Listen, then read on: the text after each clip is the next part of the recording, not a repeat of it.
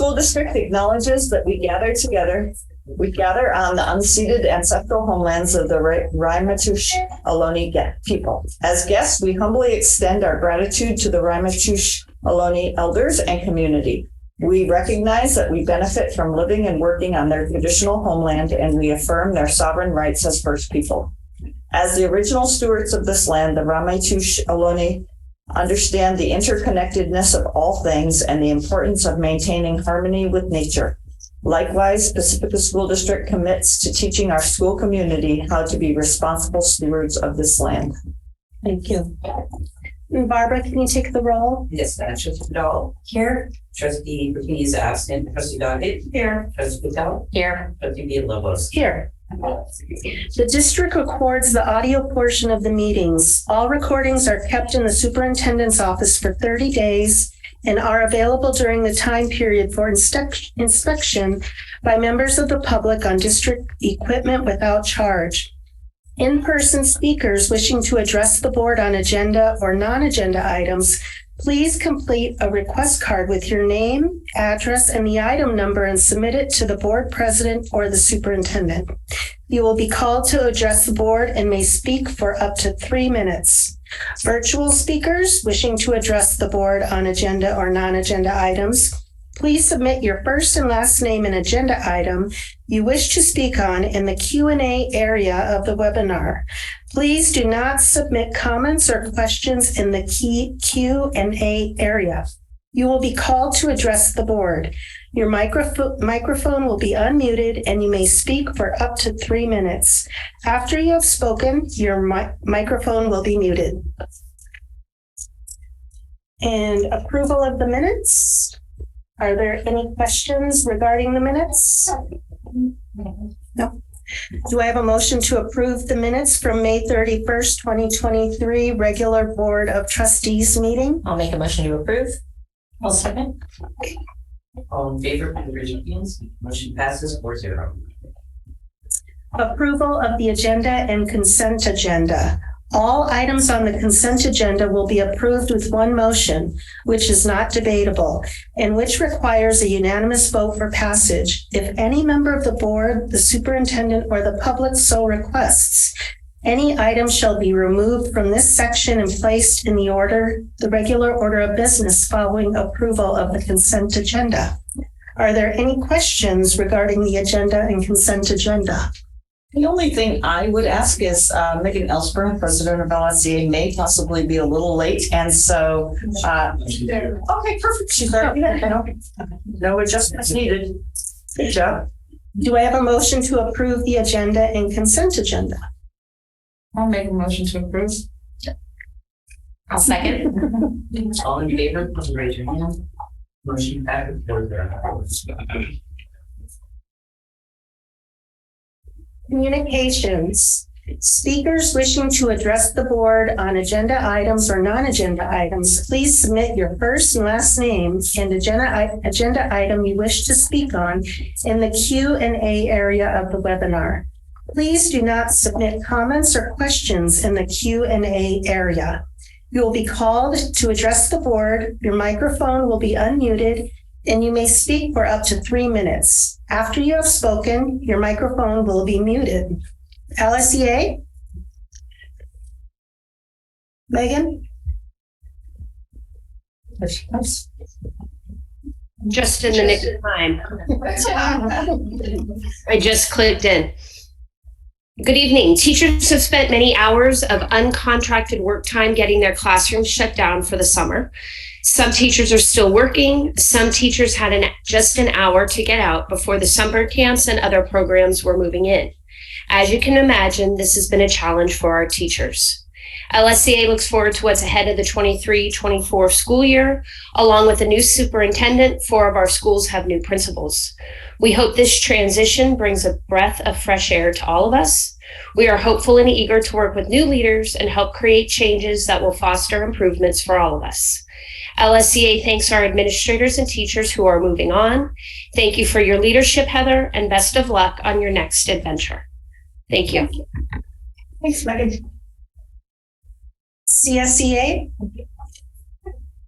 Hello, my name is Nicole Sayers, and I am the president of CSBO. Tonight, I would like to welcome Kathleen Fletcher, new Playbooks paraprofessional at Cabrillo. I want to let you know that we did have a rocky negotiation session back in May, but we met again in June, and we came up with some new meeting norms on both sides, and I gotta say, we were very pleasant to each other after that, and it turned out really good, and we're meeting again tomorrow, so all is good in that front.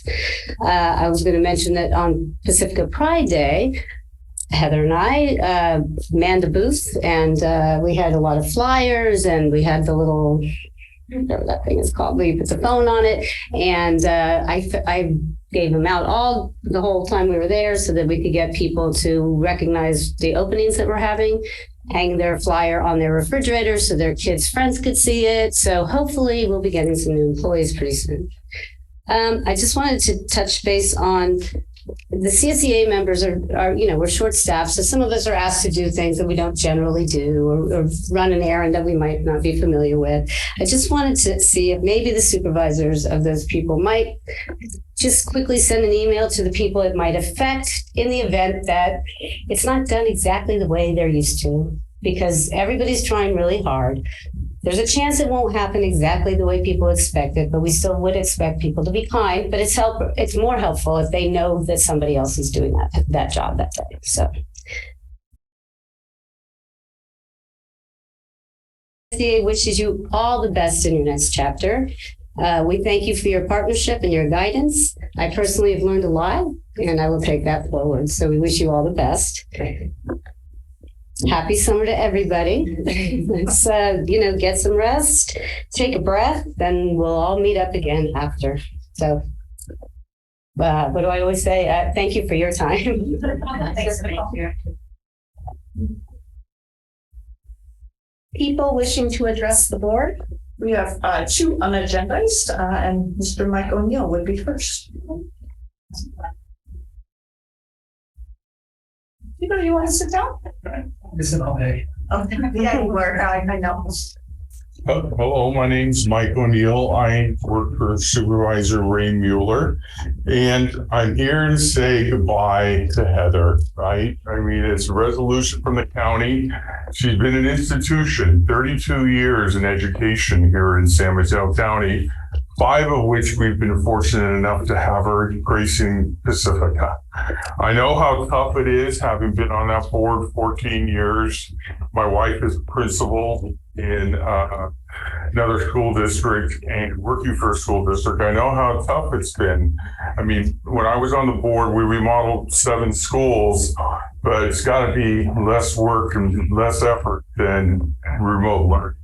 And setting that up and getting it back, and all the fond memories. And, when I was on the city council, the city says they do this, but this is the organization that probably has more interaction with Pacifica families, citizens, and kids than the city does. Every day for 5 days a week. You have, what is it, roughly 2,700 kids now, or 2,800 kids dropped at your doorstep, yearning to learn, right? And then you feed them, you have to get them home safely and deal with the needs of both the kids, the parents, the community, God knows the unfunded mandates, the state. And you were able to pull that off for 5 years, okay? And you did a very good job. You're leaving it in good hands. You have a good board. You have a good superintendent coming in. You have, God, I know you have a lot of the same staff that was there when I was there, and they're damn good. Both the classified and the certificated. So I wanted to wish you the best. I'm sad to hear you're leaving San Mateo County, but I'm glad you're going to somewhere you want to go to, Nashville. Enjoy the rest of the country, enjoy that part. And I just want to say, as none of my kids were here when you were in charge, but thank you, Pacifica School District, for the education you gave my kids. One of them just graduated from UW with a master's degree in library science. Another one is a union plumber. They're both doing well. They're all doing well. So I wanted to say that basis they got was from the Pacifica School District under Wendy, Michelle Garside, and if they were here, would have been Heather. But thank you, Heather, from my heart. And thank you. And thank you from, I didn't want to read the resolution. I'm sure everybody's heard that, right? Whereas, I'm now going to give this resolution to Heather. Okay?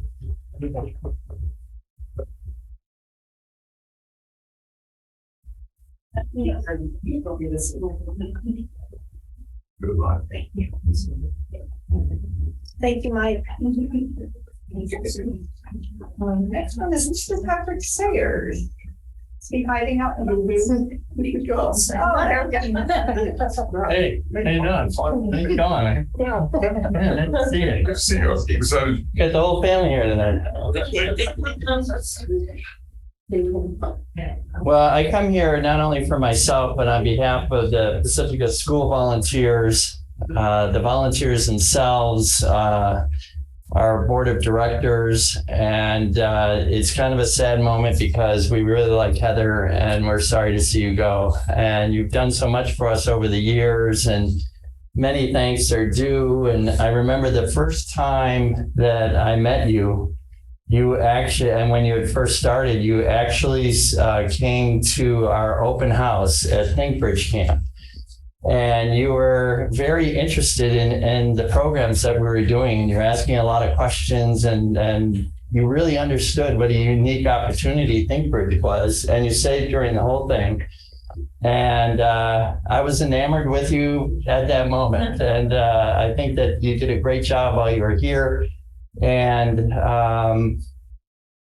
it's just that it's something that we're really going to miss you. And you invited us to all the professional development days, which were really helped us kind of kick off every year and to let people know that there's volunteers available to help the students in your class. And you were there. It was just a really nice time that we've had with you during the years. And then last weekend during Pride, we had a lot of laughs and we were hanging out together, and it was just kind of a great moment to have. So good luck with you, and we really appreciate everything that you did. So Thank you. good luck. My pleasure.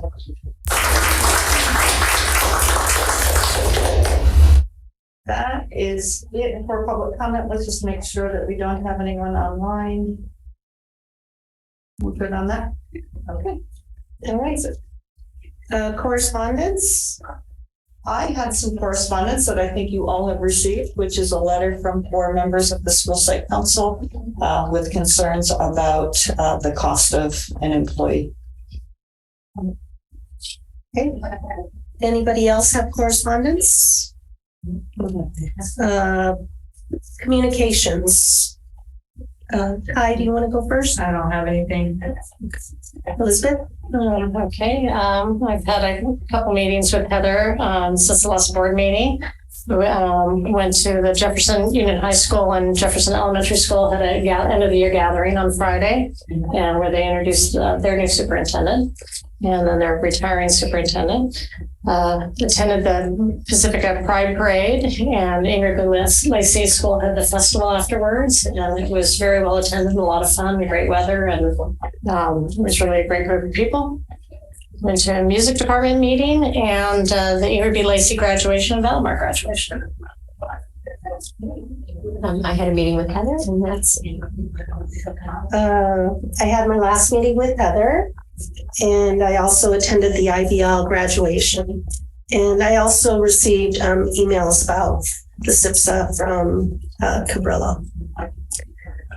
I was at the IBL graduation ceremony, and then the next day I froze, or 2 days later, I froze at the SR promotion ceremony. But it was a lovely ceremony with Kai and her daughter. And then if these folks look like they're tired of sitting down, we've been for 2 days at the 21st CSLA summit in Berkeley today and yesterday, and heard a really good speaker talk about how you make changes in student discipline regarding race. And so we look forward to sharing that information with you. Okay. District business, district goals. The district values the goals provided in our local control accountability plan, or LCAP, and strategic plan. All of our district board agenda items are tied to these goals. One or more of the goals are listed in the description of each board agenda item. The details for each of those district goals can be accessed at our district website at www.pacificasd.org. A, resolution of appreciation for retiring teacher, resolution number 2023-0614A. Carla. Good evening, Board of Trustees, Dr. Olson. Tonight, it is recommended that the board approve resolution 2023-0614A for the following retiree, Cynthia Skinner. Cynthia Skinner provided the Pacifica School District with many years of devoted service and played a significant role in educating our students. It is fitting that on the occasion of her retirement that the district recognized her with the resolution of appreciation. An invitation to attend the board meeting was extended, and she is here virtually. The resolution will be presented this evening, acknowledging and thanking Cynthia Skinner for her many years of dedication and commitment to the students and community of Pacifica School District. In addition, we have a certificate to present to Cynthia Skinner from the office of Assemblymember Mark Berman in the honor of her contributions to the Pacifica School District. Resolved by the Board of Trustees of the Pacifica School District, County of San Mateo, State of California, that whereas Cynthia Skinner was a highly successful teacher in the Pacifica School District from September 16, 1987 to June 9th, 2022, and whereas Ms. Skinner enriched the lives of a countless number of students and their families, and whereas Ms. Skinner has provided excellent support to her administrators, teachers, staff, and students, demonstrating incredible patience, caring, and pride in her work and school. Ms. Skinner was truly loved and respected by all. And whereas Ms. Skinner has fulfilled all of her duties and responsibilities as a teacher in a professional and a highly exemplary manner, now therefore be it resolved that the Board of Trustees of the Pacifica School District extends its best wishes to Cynthia Skinner upon the occasion of her retirement, following 35 years of faithful and dedicated service to the public education, and extends its sincere best wishes for a rewarding and fulfilling future. Regularly passed and adopted this 14th day of June, 2023. Did we want to bring Cynthia Skinner up? Was she prepared for that? She knew she was coming, but I don't know if she's prepared to talk, but we can bring her up.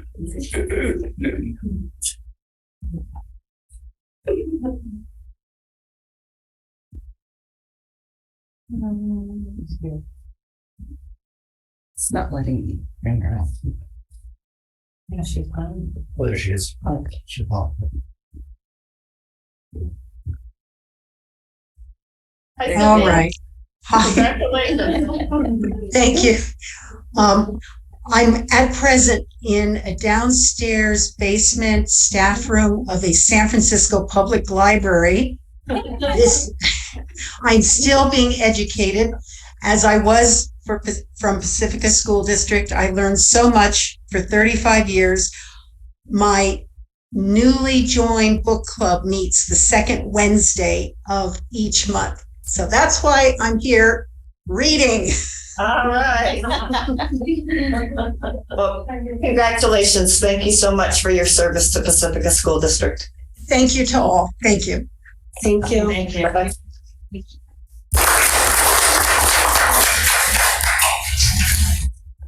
Okay, are there any questions regarding the resolution? Oh, we should have voted before we gave it to her. I always get that one. So do I have a motion to approve resolution 2023-0614A? I'll make a motion to, wait, I'll second. All in favor, please raise your hands. Motion passes. 4-0. Okay, on to B, iReady assessment update. Information speaker is Will. Hello. Let me get the presentation up here. Showing okay, it's good.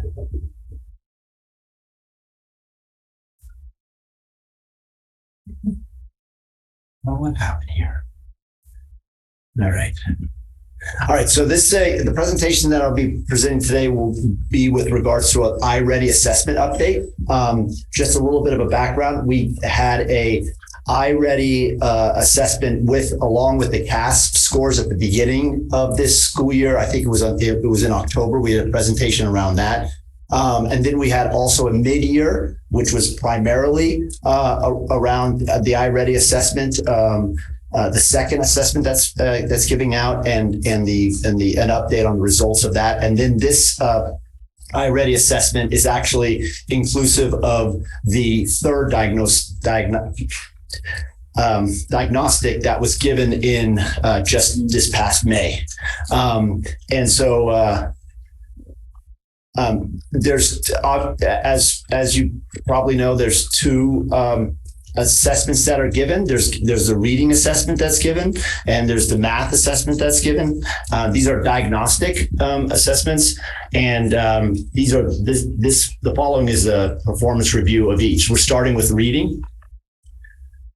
So the overall results of our end of the year as compared to the beginning of the year, when we look at the local control accountability metric that we use for that purpose, we were looking within that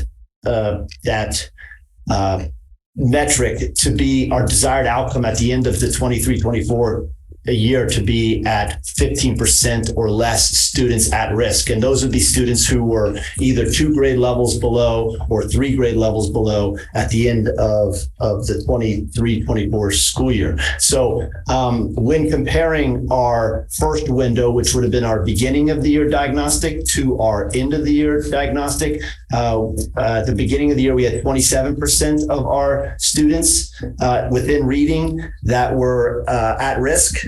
And at the end of the year, that percentage was down to 16%. I also like to point out that at the beginning of the year, we had, for those students that were early on grade level and mid or above grade level, we had combined there, we had 41%. And when we went to the end of the year, we had 41% that were beyond a mid and above grade level. We had an additional 19% of our students that were early on grade level.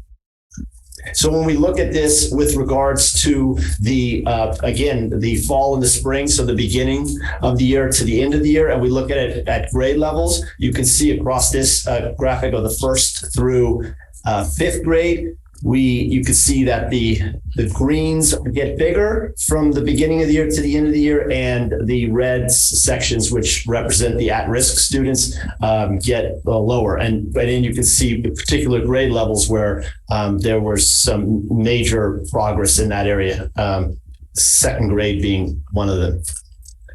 And then this is our middle school, 6th, 7th, and 8th. And again, if you look at the reds and the greens, you're looking for them to be the lower percentage in the spring than in the fall with red, and in higher percentages for the greens for those ones that are early on grade level or above. You do notice in this graphic that our 8th graders had a pretty high percent of students that were either 2 grade levels or below. And although that percentage did drop, that's an area where we need to look closely at.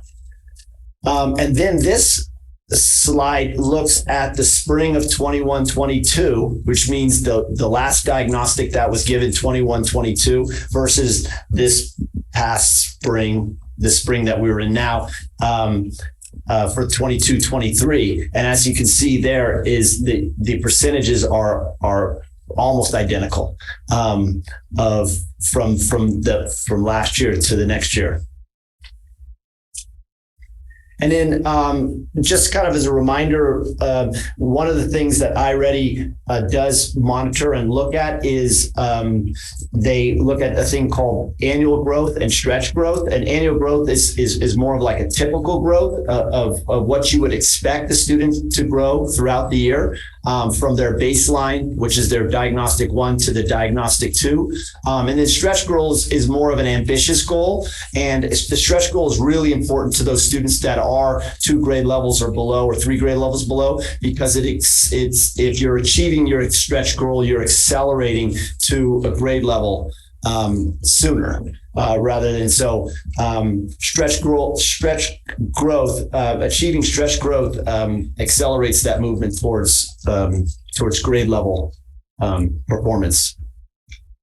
And this is a really kind of a complicated chart here, but to look at it simple enough is that you want those colors to be more darker blue than lighter blue, because if you have those percentages that are within those boxes are the median of typical growth for those students that started at those particular levels, their base levels. So, for instance, if you look at we'll look at the top one where it says, actually, let's look at the bottom where it says 3 or more grade levels below that band across there. So, if you're looking at medium typical growth, those students that were at in 3rd grade, those students that were at 3 or more grade levels below, 100% of them made their typical growth.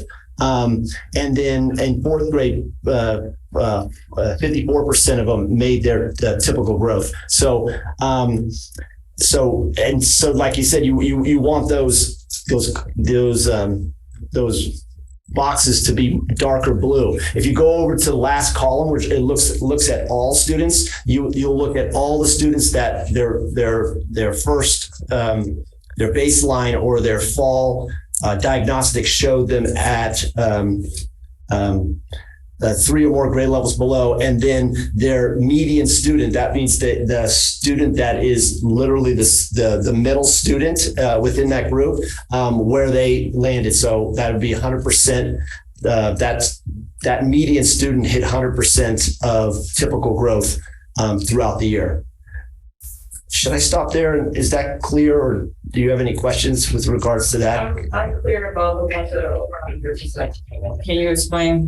So if you for a particular band, let's just look at the all students, and we can break them down to the grade levels first. But if you look at all students, it is looking at that student of all the students that were, say, for instance, 2 grade levels or below in their fall assessment, of all of them, the student that's in the median or the student that's in the middle of that group, if you listed all of their growth, like, they were, 80% towards typical growth, annual typical growth, or 90% or 120 or so on. You take that middle student, that student that actually falls in the middle between those levels, and that's the student that's represented in that last line. So, for instance, looking at 2 grade levels or below, 142%, that student in the middle not only made typical growth, but made even more than typical growth. So they were 142% to typical growth, meaning that they were above typical, what would be an anticipated typical growth for them.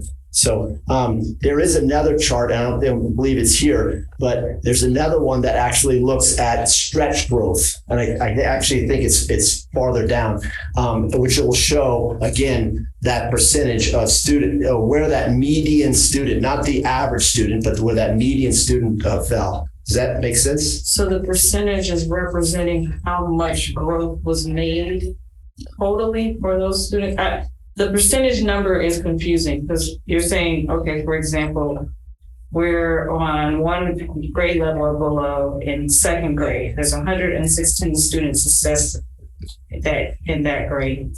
Yeah. And the percentage represents that if you looked at the 116 students, and I can't do the math real quick, but half of the 116 students, that student that fell in the middle, that student, what's half of 116?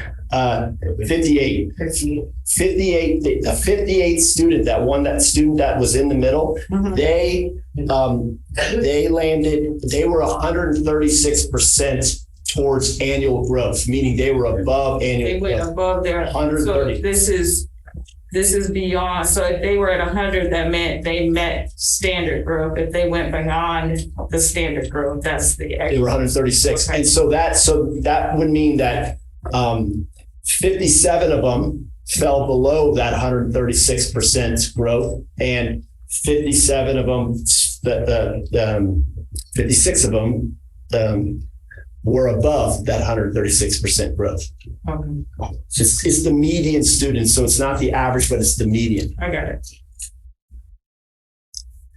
All right, and then now this is kind of a comparison of typical growth versus stretch growth. This percentage is the percentage of students. That means the number of students that made typical growth. So, for instance, in first grade, 62% of the students achieved their typical growth, right? And second grade, 67%, and then so on as you go across by grade level, right? So this is actually the percent of students who did meet it. Yes. And just a question on this one, is the 62 inclusive of 37? So for first grade, is it of the 62 that met typical growth, 37% of them also met this stretch goal? Or in order to see how many students met typical or stretch, I add the two up? Yeah, the 62%, the 62% is inclusive of the stretch growth students. So, which means, so for if 62% met typical or stretch, that would mean that 38% did not meet typical growth. 38% did not make typical growth. So if you're looking at this, the typical growth, and we're looking kind of at national percentiles, if at any of these grade levels, if it's above 50%, that's good. That's really good that have met the typical growth if it's above 50%, right? And for the stretch growth, nationally, comparative to all the other ones that go through it, if you're above 25%, your for stretch growth, that is a good percentage in comparison to all others that took iReady, the thousands of districts that have iReady. That clear? What you said is clear, but the question that I have is maybe the word typical. Typical to me means like what you would expect in a year. Like this isn't a stretch goal, but for all students, you would expect them to reach that. Yeah. And so I guess the confusion that I have is when you say 50% is good, like wouldn't we expect all of our students to meet typical growth and then a subset meet the stretch goal? Yes. No, I agree with you. But the goal is 100%. Yeah. When the information that he's quoting is just the nationally normal, what others do across the country. Yes. Yeah. So, Will, I have a question. Yes. Is there some kind of trend of why the fourth graders are lower than seventh grade? Yeah, there was. It was interesting to see that when you compare one year to the next year, the non-consistent variable is that the student groups are different. If you compare cohorts that move on, then the variable that's the manipulative variable is that the standard is different, right? The grade level standard is different. So to a certain degree, you're being deterred not to compare across grade levels. But last year we had that same seventh grade group, or the seventh grade group was the one that in math, not in ELA, were low. And if you compared it to this year, there was a change in that. But they're two different groups of students, right? With regards to reading, the third graders last year performed the third graders that moved to fourth grade this year, they performed better last year than they did this year. So there was definitely a drop in the fourth grade, assuming that most of the students are the same, like from the previous year. But again, you're looking at a different standard. You're going from third grade standards to fourth grade standards. So it is different. They to a certain degree, they told me not to do that comparison when discussing the data with them. Okay. But there is, we just passed the slide that we did compare the spring to the next spring, but that was just overall with all students. Okay, so how does stretch growth impact relative placement in the spring? And again, this is the placement distribution for students who met stretch growth in fall of 2023 to spring of 2023. So these were like, for instance, in first grade, the 98 students that met stretch growth in the spring, where they started in the fall. Does that make sense? I am doing a horrible job of trying to explain this. So if you look at the spring, those are all the students that made their stretch growth, no matter where they were, and then in the fall, you're looking at where they were placed in the fall. For instance, 7%, there were 7% that were 2 grade levels below in first grade. They made their stretch growth in the spring. And this is the percentages of where their placement was. So 9% of the students in first grade that were at mid or above grade level, 12% that were at early on grade level, 71% that were at first grade level, and 7% that were on second grade level. All those students met their stretch growth. And in those 98 students that met their stretch growth, 84% of them were mid or above grade level, 11% of them were early on, and 5% were at 1 grade level below. Is that clear? I'm just trying to make sure. I'm sorry, because I'm having a really tough time clearly explaining it. So that's the first through fifth grade. And then this is the 6th, 7th, and 8th. And again, these are students that had achieved stretch growth, where they started in the fall and where they were in the spring of 22, 23. And then iReady Math performance review. So this is the same thing. We're going to kind of go through similar slides as far as comparison. So this is that first slide again, where you had students that were 25% of the students were at risk at the beginning of the year, and at the end of the year it was 13%. So in math, actually, we achieved that desired outcome of 15% at risk. We had a lower percentage of those students that were at risk. I do want to also point out that from window 1, and I'm just looking at those students that were 1 grade level below, we had 45% of those students at 1 grade level below, and that was reduced to 27%. So there was a much higher percent in the combined mid or above or early on grade level from the beginning of the year to the end of the year.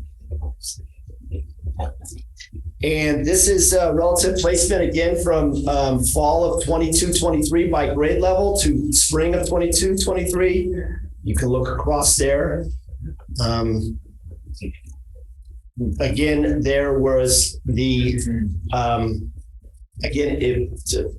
referring to what Laverne had brought up, there was, if you look at the fall of 21-22 to the spring of 21-22, the third graders that are now fourth graders here did perform better. They performed more consistent with what the third graders this year performed this year.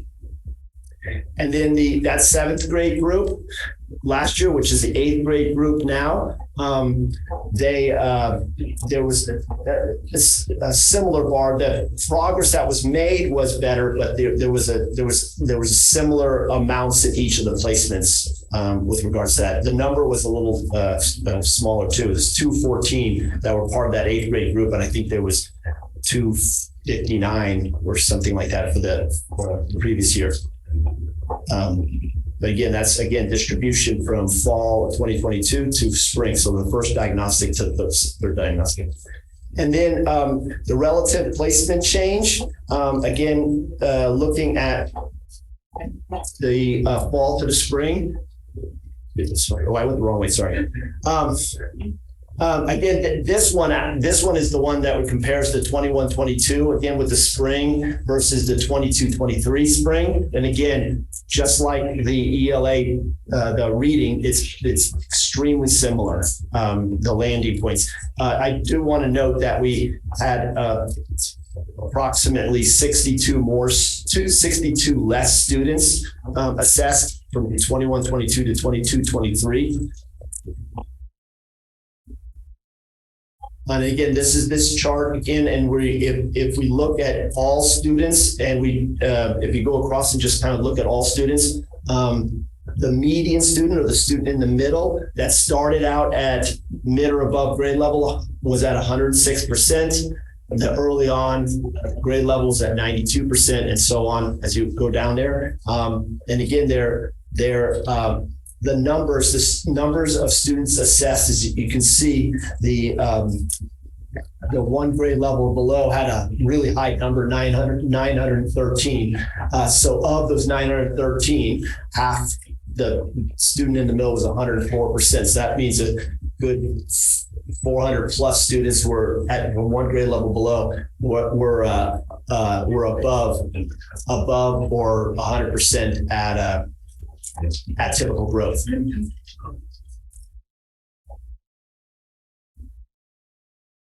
And this one is, with the math, it's a little more pronounced. Again, like if you look at the 7th grade, that percentage of students that met typical growth was 37%, and then you look at the 6th grade, which was 66 that made growth, and that is kind of mirrored again in the stretch growth. The numbers are in many of the grade levels are lower than they are with the reading, as far as in both the typical and the stretch growth. But real good numbers with the first graders and the 6th graders with the stretch, with regards to the stretch growth. Fall again. This is stretch growth. These are students that in the spring reached their stretch growth. And then the first bar for each of the grade levels is where they started, where those students that did reach a grade. And looking again at the numbers, we talked about the first grade looking good on that pass chart, right? With the 62% and the 42%, and there's 105 students a part of that, where the rest of them are at 50, above 50 or right below 50, and the 4th grade being at 38. And again, if you look at the 4th grade, the percentages of the stretch growths were a smaller number. And then 6th through 8th, again, that 6th grade had 107 students that were part of that sample size. And they were, again, students that actually had reached their stretch growth. So in summary, there's a lot to look there, and actually there are many other charts that you can look at. There's actually ones that you can see progressions from first diagnostic to second diagnostic to the third diagnostic. You can even really drill down to almost to individualizing it. But there's three pieces of in looking at this. In looking at these results, there's 3 things that came clear up in talking with the people from iReady, but also in looking closely at the data. One is that there is clear indication throughout all of this that the requirement to have the students not only understand what the diagnostic is for, but also to understand that it's an adaptive test, and that students are going into it with the understanding that they are going to get 50% of the questions correct and 50% of them wrong. That's how they figure out placement, is where that spot is to sit. That's how they can really kind of determine accuracy of where those students are placed, is that they'll take this test and it's adapted to the point where they will get, by the end of the assessment, that they will have 50% of them around 50% of the questions correct and 50% of them incorrect. The other was that, and I pointed it out during the presentation, that the fall to the spring of 22-23, that progression, those percentages were very similar from the 21-22 to the 22-23. And then the other piece was that when you look at the students that started at those lower levels and you look at the progression, their sense of typical growth was much longer. Like there was many more levels that they have to go up just to get to typical growth, and stretch growth was even more than that if they started at a lower level. So their typical growth was elongated. And if you look at the progress that those students made, it really was determined on the professional development that happened after each diagnostic, because that was the time when the teachers had time to actually look at the data deeply, determine groupings, first instruction in their classrooms, possible interventions, focus areas for those, not just for the specific students that were performing at a low level, but also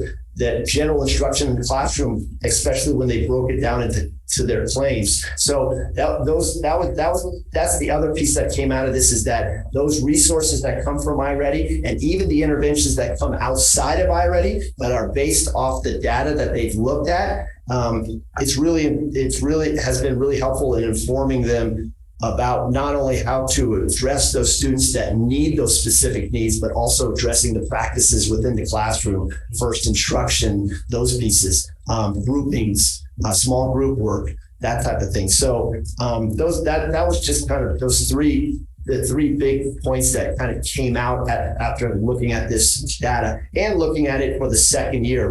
We're in our second year of iReady. We have one year of the diagnostic left that's already paid for, that we're paying for. We also have with that the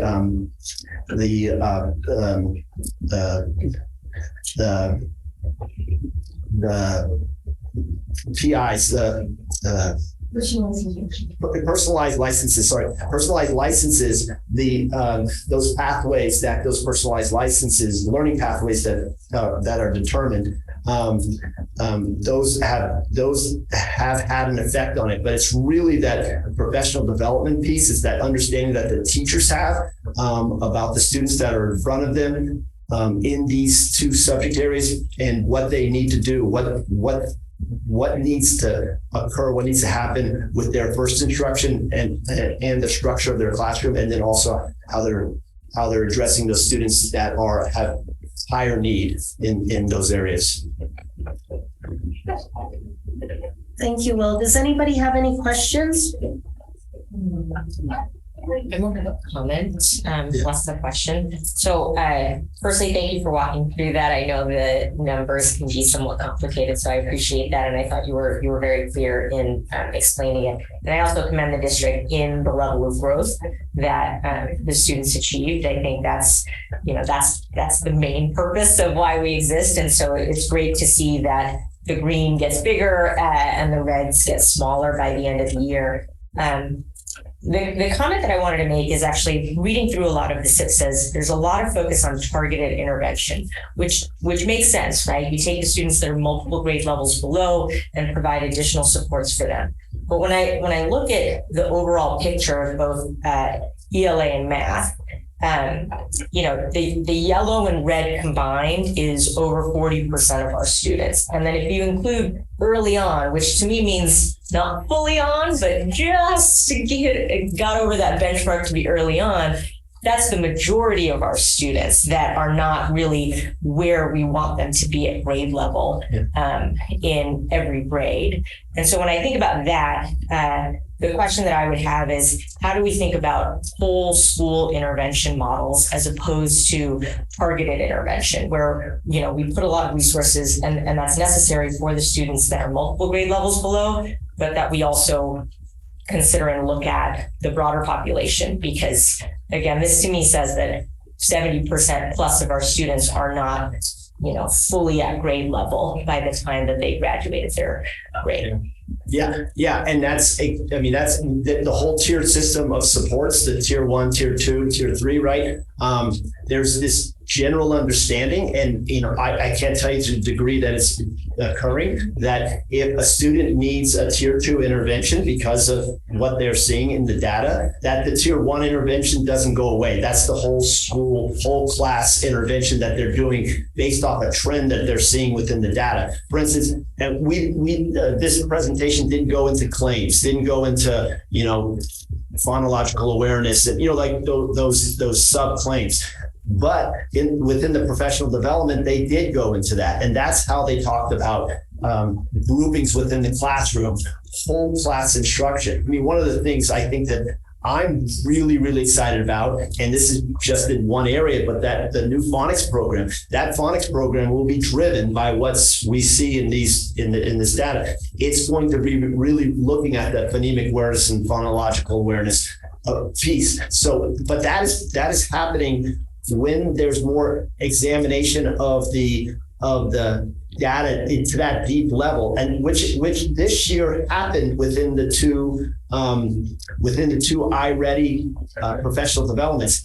It honestly didn't happen the year before because they were figuring out how to use the assessment and how to use the resources. The second year, there was a little bit of a better understanding of that, and there was bigger deep. And I would assume that next year they're even going to go in more deeper to that. There's but yeah, I see what you're saying, and that's something that's constantly has to be revisited. That's going to have to be part of the process all the time. Now, how it translates onto a SIFSA, right? And those pieces, it's going to have to be more of a collaborative piece at each of the school sites to determine it. For instance, IBL has within their SIFSA, and has in their past within their systems, actions around instruction around language, right? They have words, understanding the word initially more intentionally for their second language learners, but now it's more of a school-wide piece. So that needs to be done. That needs to be done across subject areas and across areas there. So I'm hopeful that will happen. The more they look at their data, and not just iReady, but their other data and how that compares, there's going to be some things that are going to say across the board, this is an area that we really need to focus as school-wide on. Yeah. So I guess the push or the ask would be, can we have at a district level guidance on what school-wide policies are? Every school has to look at their particular population and the needs of that population.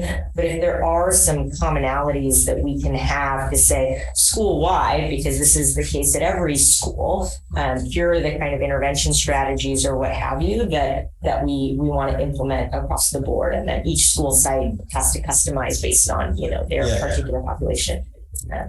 So I'll just piggyback on what you're saying is you're not even really necessarily saying about instruction or about intervention. You're really just talking about instruction in general, right? And as we've had a teaching and learning presentation for the last couple, is just talking about what can we say that happens in all classrooms. Is that what you're getting at? Yeah, exactly. So, yeah. And I guess specifically, there has to be a change in all classrooms, and then additional supports for the students that are further behind. So I'm wondering what that change is that we're looking at as a district across all classrooms. And I would just granted, this is not me saying this because there's the work that needs to continue is really around identifying what's happening in instruction and not getting lost in the numbers and the data. Is that, academic performance is really important. This is a measurement of that, but it's not just ultimately how it happens on iReady, but what's happening in the classroom in terms of instruction. And I don't think that piece can get lost. Yeah, and I think to a certain degree, I feel to a certain degree, going through this iReady collaboration that they had twice a year, I knew that there was a lot of people who participated in it that didn't have the structure of small group instruction within their classroom. They just didn't have it. They just said, oh, we really need to work on geometry, this thing, so we're just going to do a whole class. But they weren't really looking at this group of students needs intensive support in this area. And that's not an outside the classroom intervention. That's a teaching practice based off a structure, changing a structure from the front of the class and just teaching everybody the same thing to saying, I'm going to work with this group, then I'm going to work with this group, then I'm going to work with this group, but we're going to work on this really not just centers, but purposeful centers, so like purposeful groups of students and work. And that would be an example. Like if that's a practice that the district believes is an evidence-based practice to improve learning, small groups, then is that something that we're seeing across all of our classrooms, plus whatever additional supports students? Yeah, we're I would say I can pretty much say that we're not all the way there, but there was change this year in that, and I think it was brought out by these times. And I'm glad to say that we have them scheduled for this upcoming year to do this again, like to get the teacher together and talk about practices and interventions, on top of interventions. Thank you. All right. Are there any more questions or comments? So we're going to move on to C, school plan for student achievement. And this is goal, LCAP 1, 2, and 3, action item, and Will. Hi again. Okay, let me give me a second. I'll pull this up on the screen. This is a school plans for student achievement, and we are going to be having the principals are going to share their school plans, their highlights of their school plans. You were all given the school plans, or you saw them all, and I understand that you each focused on the one that school that you were connected to, but you might have read the other ones, but you really focused on the one that you have. I want to make sure that during this time that you get a chance to ask any questions or make any comments about that. I was hoping that probably the best structure would be that we would go through all of them. And then if this works for you, we go through all of the presentation, and then at the end, you can say, I have a question for Cabrilla's one, or I have a question for Ortega's one, and then we can address it that way. Is that the best way to go about this, or do you want us to stop between each presentation? I think there'll be a comment from the public after the presentations. Okay. All right. So the purpose of the SIPSAs, this is just kind of a review of what the purpose of the SIPSAs is, to inform the audience regarding a school plan for student achievement that reflects current needs and then also is aligned to PSD local control accountability plan. So even though the SIPSA, much of the SIPSA is very federal driven, as far as like the accountability piece, it really needs that alignment with the local control accountability plan, so that we know that it's within that structure. And then the other purpose is for questions, comments, and insights by the trustees regarding each of the SIPSAs. This is this alignment piece, right? Most of the plans that you saw had an ELD goal, had a math goal, and then had either a climate, social emotional learning, positive school goal around that. The site councils, this is an important aspect of it. The site councils are part of this process. They're the ones that actually look at and build the school site. I mean, the school plan for student achievement, and it includes goals aligned with district goals, and then they are actually looking at verifiable data or accurate data. And the focus is the focus of the school site councils is to look at student achievement, social emotional learning, and interventions, both academic and behavioral, social emotional.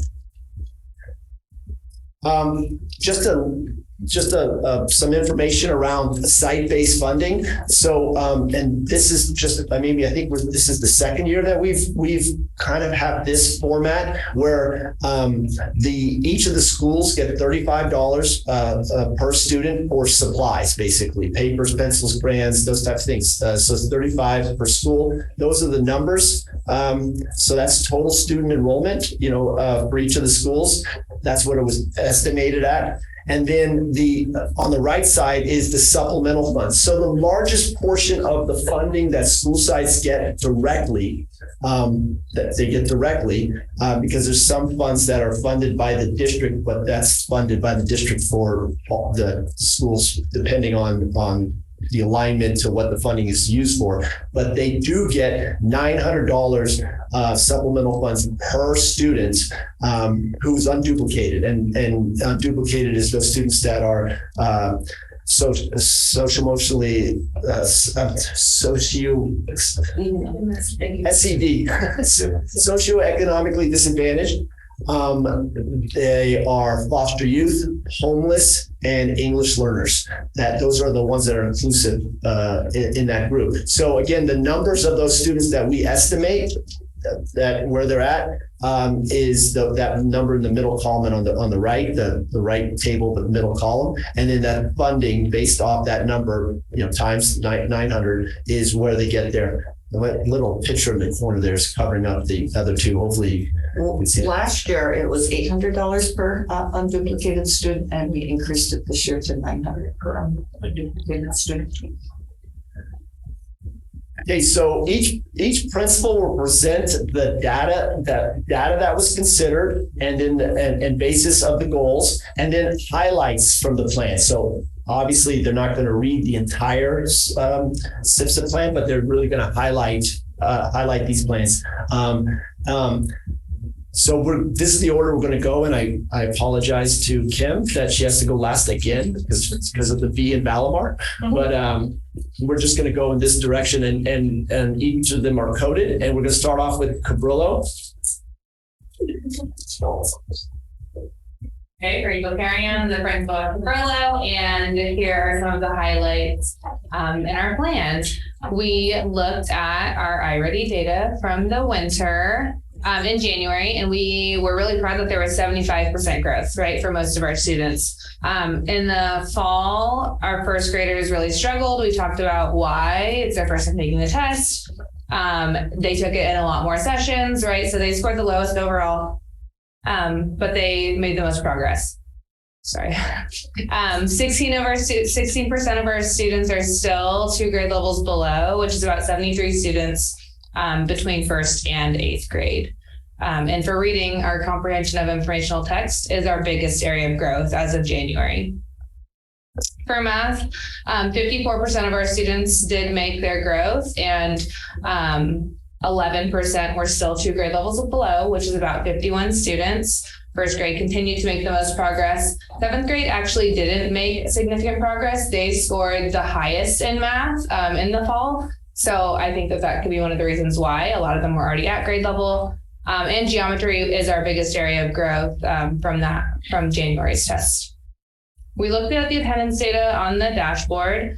And then for the 2021-2022 school year, 12% of our students were chronically absent. And then you can see our stats there. 35% of our socioeconomically disadvantaged students were chronically absent. 25% of our Hispanic students and 23% of our English language learners were chronically absent. So all of this information helped us write our goals. Some of the things that we are going to do, it's okay. We are really excited to have a part-time RTI teacher that we're sharing with Valimar for next school year. And this teacher is actually a Cabrillo teacher. So we already work well with this teacher. All of our teachers are really excited that she's going to be able to support their students, and they can collaborate with her on Wednesdays and really offer suggestions for our struggling students. So she is excited to have a 6-week cycle, get some data points. She wants to use this new phonics program, but also she is a veteran teacher. So she has a lot of great strategies and trainings that she's already participated in. We're also going to implement the new phonics program. So we did have teachers on our team that piloted that program and that they're excited for that. We have been using the iReady personalized lessons. We have our SST process, student success team, and when we identify a student in an area that they struggle in, we have been sending home the Chromebook and just kind of motivating them. Hey, I saw that you logged on, you did 3 lessons last week. This is great progress. Really just having those little conversations with students, either the teacher, the counselor, or myself. For our chronic absenteeism, we plan on running weekly reports to see which students are missing 3 or more days in about 3 weeks. And really just kind of reaching out to connect. Okay, who has a relationship with this family? Is it the student? Is it the attendance? Is it the counselor? Is it the principal? Our full-time counselor is great. Every morning, her, myself, and then our teachers that do yard duty, we always greet the students, right? Just kind of a temp check. Hey, good morning. We're so happy you're here. And from that information, we can kind of see, who may be struggling, who may be coming constantly late, like right when we're about to lock the gates and just like, oh, we're just happy you made it, right? Come onto campus and just figuring out like, how can we get you here on time before that last bell rings. Our counselor also creates and presents lessons that really encourage and promote a positive school climate. And we've had many restorative conversations between students and adults, right? Just clearing the air and making sure that everyone feels safe while they're at school.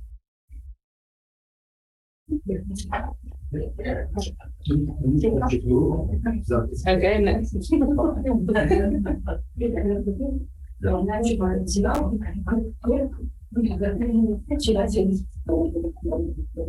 right, well, this is hard to see over here. So we too looked at the iReady data, and it was kind of fun to look at from the beginning of the school year to the end of the school year to see the growth that we had.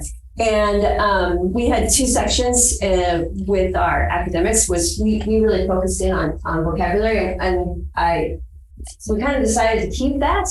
We did that last year and keep it because if we look at vocabulary, one thing that we noticed is now, again, we're splitting it 2 or more years below and then 1 year below and exceeding. So we're right in the middle.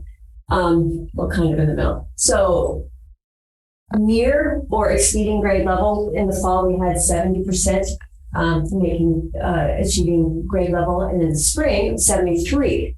And then, so that's a decrease over here of those that are 2 or more below of only 3%.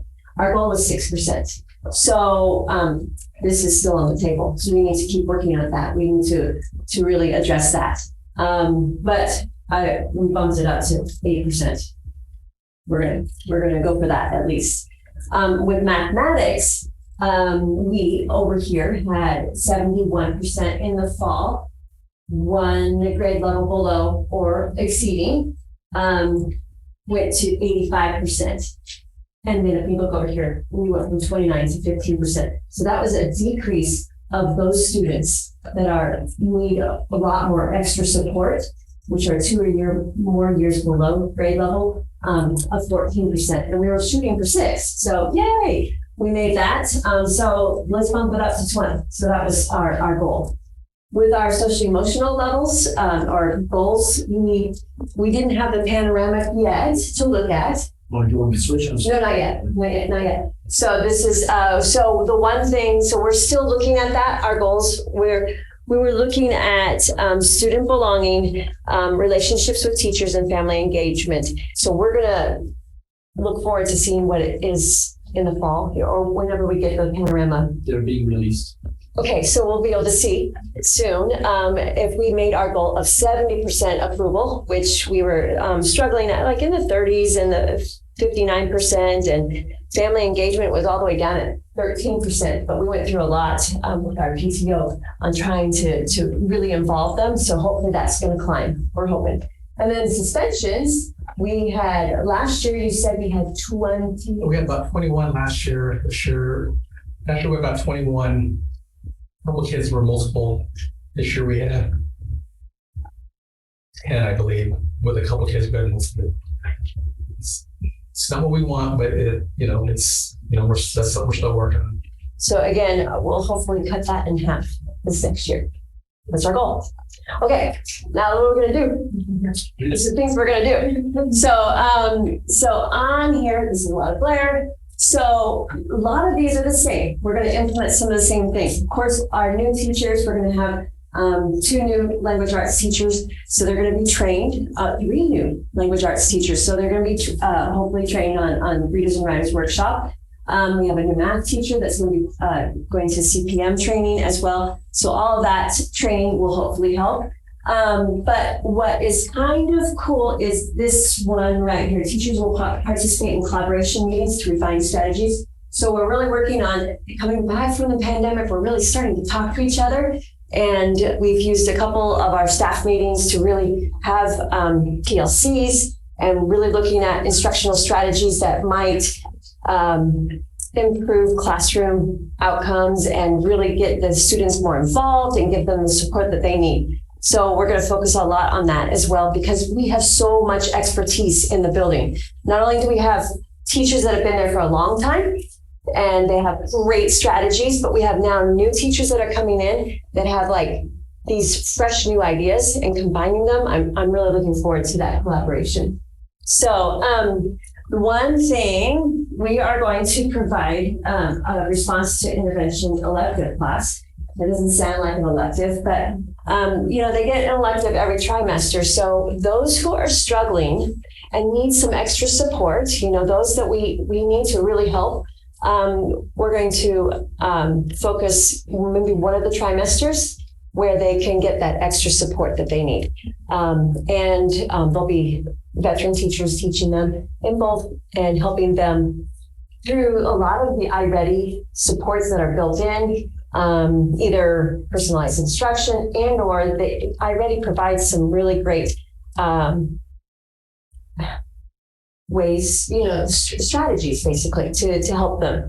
And then something as simple as making sure that when we started on the vocabulary as one of our goals, it was across all subject areas. We need to beef up the academic language in all subject areas. So one way that's super simple is make sure that everybody has a word wall. So it's easy to do. Word wall, academic language. So that when we talk about parallel lines, we can point to it. We can act it out and everything. Okay. We have one more, sorry. Yeah. So this one, maybe Michelle can help too with this one. So this is more of our social emotional ones. So we have, a school climate committee that we have, school leadership. These are a lot of the same things. Family engagement nights. We were thinking of what else? We had a whole bunch of PTO fun things. We had a lot of activities to really pull the community together, right? So being the only dedicated middle school, a lot of time the kids don't even want the parents around. They're like, drop me off 2 blocks from school sort of thing. But we want to make sure that parents and families is the right term, feel engaged and involved in their person's, experience at IBL, both academically and social emotionally as well. There's so much going on in middle school. And so it's really just looking at multiple ways to reach out to these families in the different communities and make sure that they know how to access information, they know where to go to, they feel like they have a voice and things like that. So from the PTO perspective, we're working hard at just trying to cast a really good net to capture all of our families. Thank you. Yeah. At our SIPSA meeting, one of the ideas that was generated was to create a committee to investigate the root causes of our absenteeism. So kind of like what you were saying, Rachel, with just reach out to those families, reach out, see if we can help out, see why they're absent. And then another one that was our student brought up, which I thought was great, and our committee was to provide regular opportunities for teachers and students to interact outside of the classroom. So pull the teachers out of the classroom, interact with them, maybe an ice cream social. We have a student versus staff volleyball game that was really fun, and more activities like that where we get the kids to humanize the teachers. So, okay, that's it.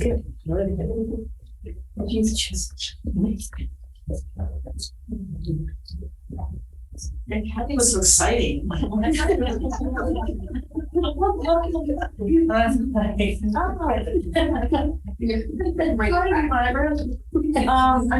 a favorite color. So the spring already, again, we're looking at our already data, just like everybody else. 41% of our students are one or more grade levels below their current grade, especially in the domains of nonfiction comprehension and vocabulary development. That is up from 56% who were below one or more grade levels below. But we still obviously have work to do. And math, 44% of our students are one or more grade levels below their current grade level. This is a great improvement from 76% in September. So again, like Cabrillo, with the Cabrillo that was we're seeing more growth in math, which is exciting. And now we have to figure out how to get the reading levels up as well.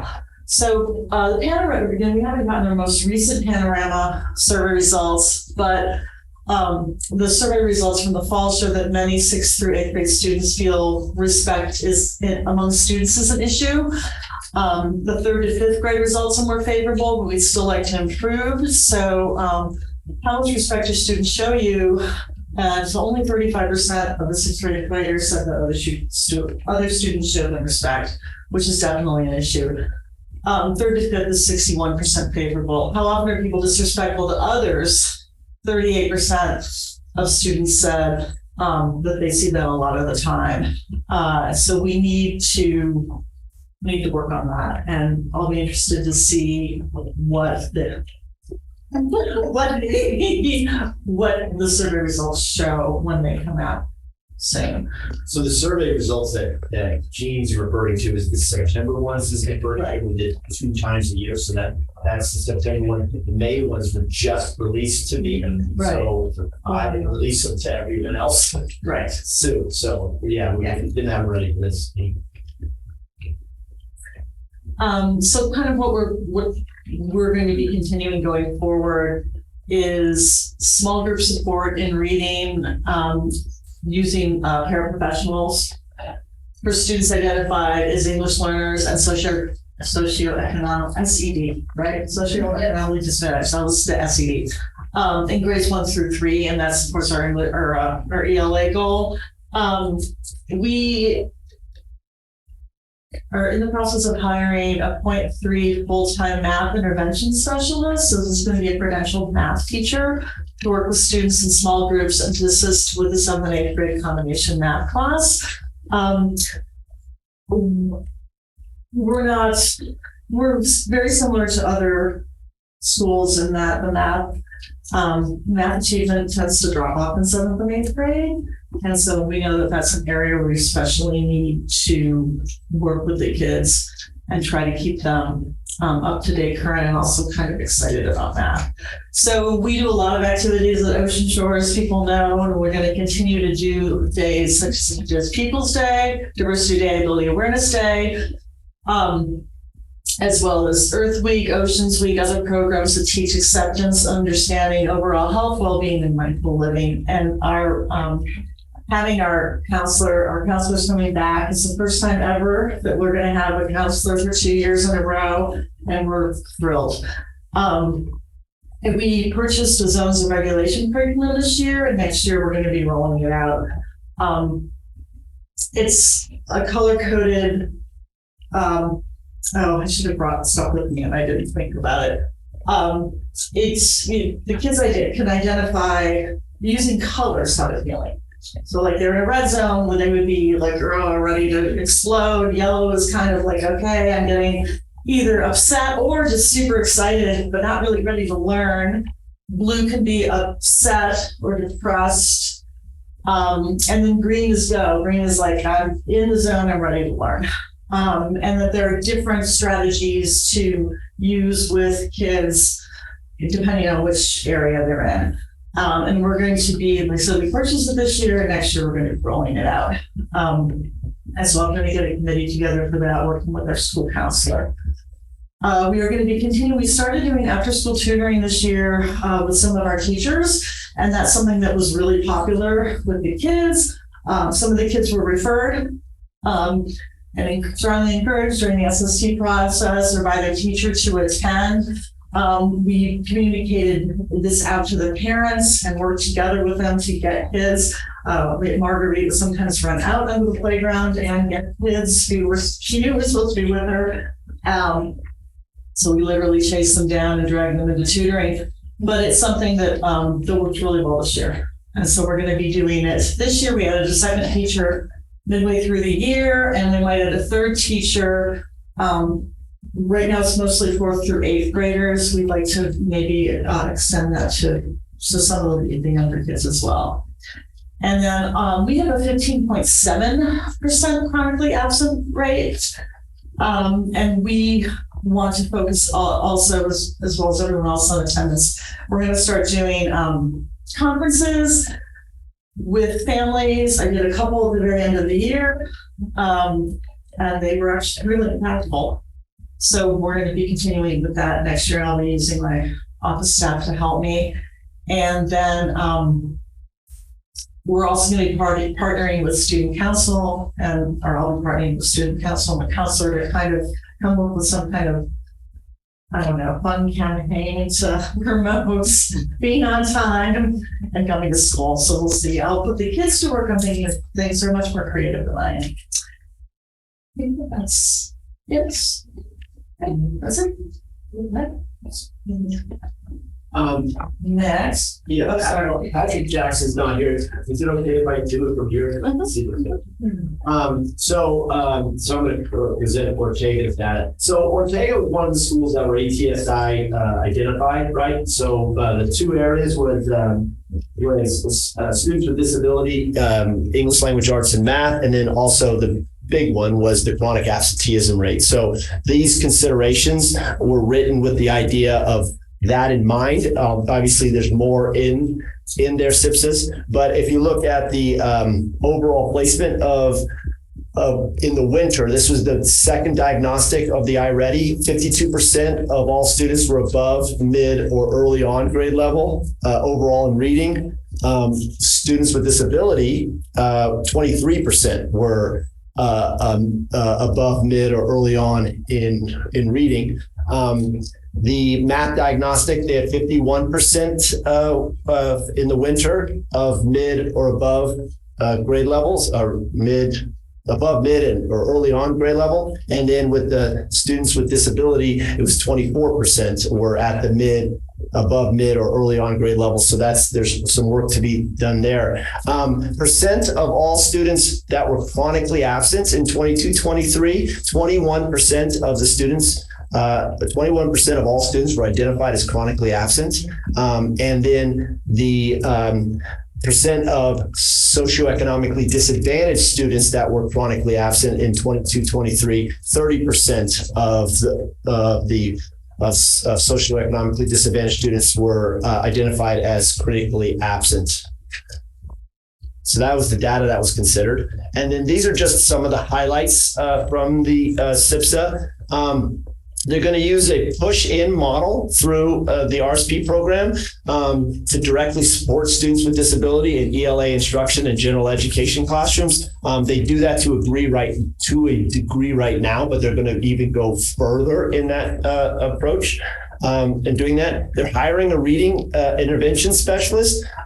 Their idea initially is to look at looking at those students that need those extra supports in reading or phonics and then working with them for 6 to 8 weeks, and then coming back to the table and seeing if there's any progress or growth to it and making adjustments. That's not just for what they're going to do for those students that need it, but they're also going to do that within the idea of instruction, first instruction, for areas that are identified as areas of focus or areas of where more attention needs to be placed. The professional development for all staff and Bridges intervention program to support students with disabilities. So up to now, the special ed staff has been trained or given professional development in the Bridges intervention program, with the scattering of some general ed teachers, but their idea is to get them all that Bridges intervention program takes. So Ortega is going to work with the district to see if we can identify times that they can get that support, so that they can, with their first instruction, support all students in the Bridges math program. And then the monitoring of chronically absent students, their idea is to have teachers, the teachers in the classroom, directly reach out to the families and try to push this idea of reconnecting and getting those in, especially those students that are identified as being chronically absent, instead of having have the administration or the district be sending out stuff to them. They want that first approach by the teacher to try to bring those students in. And then kind of like what Jean was saying, set up some sort of reward classroom best attendance campaign type thing. This was an idea that this was a strategy they had for rewarding classrooms with best attendance, not individual students, not having but reward entire classrooms, because the idea is that if the individual classrooms are building communities when they're in a classroom and they're showing that they value you are part of our class, we like you here rather not being here, that will kind of incentivize them to reward the classrooms in that area. Hopefully it doesn't backfire. All right, that's it for me. So I'm Ellie Kenneth, I'm the principal. I'm Tony, I'm the vice principal. Which I'm happy. So we're just going to go over the points that we have up here. We have 96% of our students participated in the iReady assessment for reading and math, and our first through fifth graders are using the individualized lessons. And up from 26% of last year, 49% of our students are exceeding grade level standards in reading in first and fifth grade. So we met our goal for improving our reading. Our first graders were working on phonics. And so then 44% of our students, up from 11%, were at or on or at grade level expectations. So that was a good improvement. As of June 8th, we have 33.9% of our students are identified as chronically absent, and chronically absent are students who have missed 10% or more of the school year. So that's gone up from 2.9% points from last year. And then 3% of our students are identified as homeless. And 38% of our students are socioeconomically disadvantaged. And 16% of our students are identified as multilingual learners.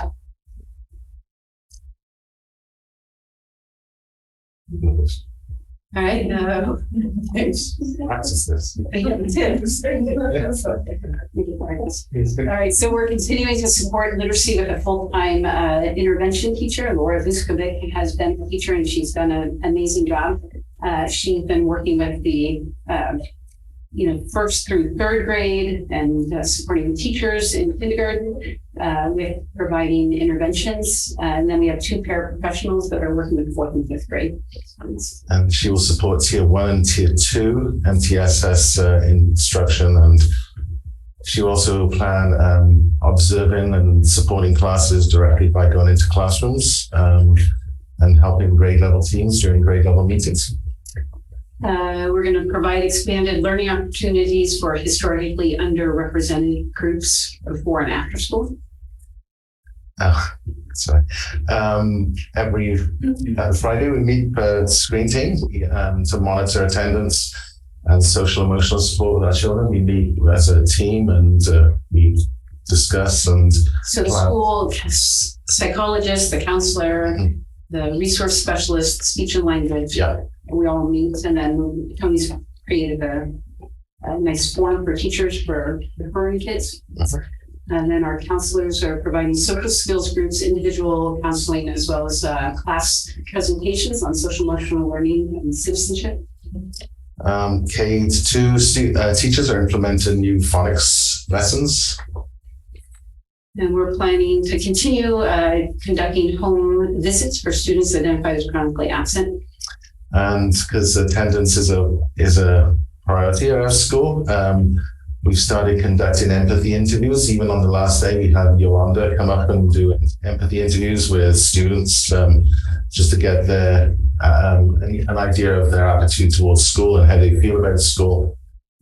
We plan to continue that next year, including families with them. And then we're preparing to kick off a campaign on the importance of school attendance in the fall because our numbers are so high. And we've been working with the San Mateo County Office of Education for a cycle of improvement. They've been getting us to analyze reasons why we think kids are missing lots of school, and we're looking at those reasons, and we're making a plan to move forward on tackling chronic absenteeism next year.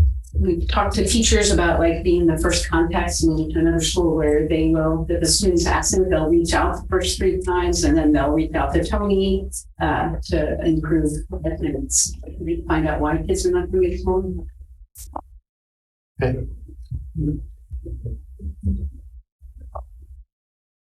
We made it to be.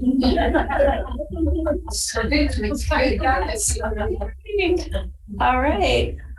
So here is the data. So we were hoping to get 67% at or above grade level by spring, and we did. And so that was great. But as you pointed out, there's still a lot of people that are not there that we want to make sure that we focus in on. 24% of students in our special education only made it to at or above grade level. 52% of the English language learners only made that progress as well to that above or at grade level in reading. In math, we made 67% at or above, which was a little bit above our goal. So we were very happy about that. However, only 28% of the students in special ed made that achievement, and 67 again of our English language learners did make it. So that was a big achievement there in math. Our school climate goal from this year was also linked to the panoramic survey, so we couldn't address that. So we focused more on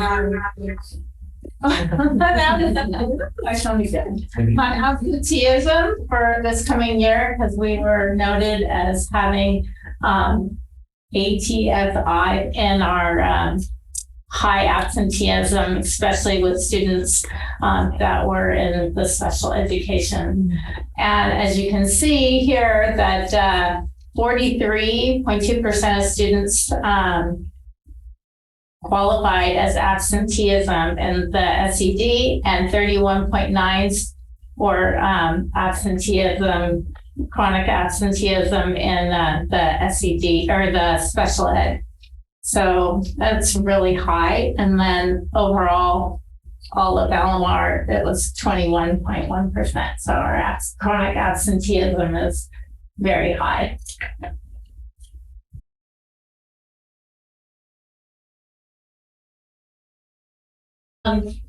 We were excited that the academics goals were met, and so we, have new goals. But we do want to address that absenteeism, because that will make a big difference in the academics as well, because they have to come to school to learn. So right away, we want to start with wellness checks, frequent phone calls, student success team meetings with the counselor and principal, and getting together with families and kind of finding out why they're out. And then with some research, we found that a lot of the kids are anxious at school, and that might have to do with feeling like they aren't at grade level, or they feel like they're struggling, or maybe they just need some anxiety release. So we're going to have calming spaces in all the classrooms, little calming corners that we're going to put together, and some outside areas for them to kind of have a quiet space to relax and regulate. We also will have a response to intervention credentialed teacher. They'll be using the multimodal systems of strategies to help students in math and reading.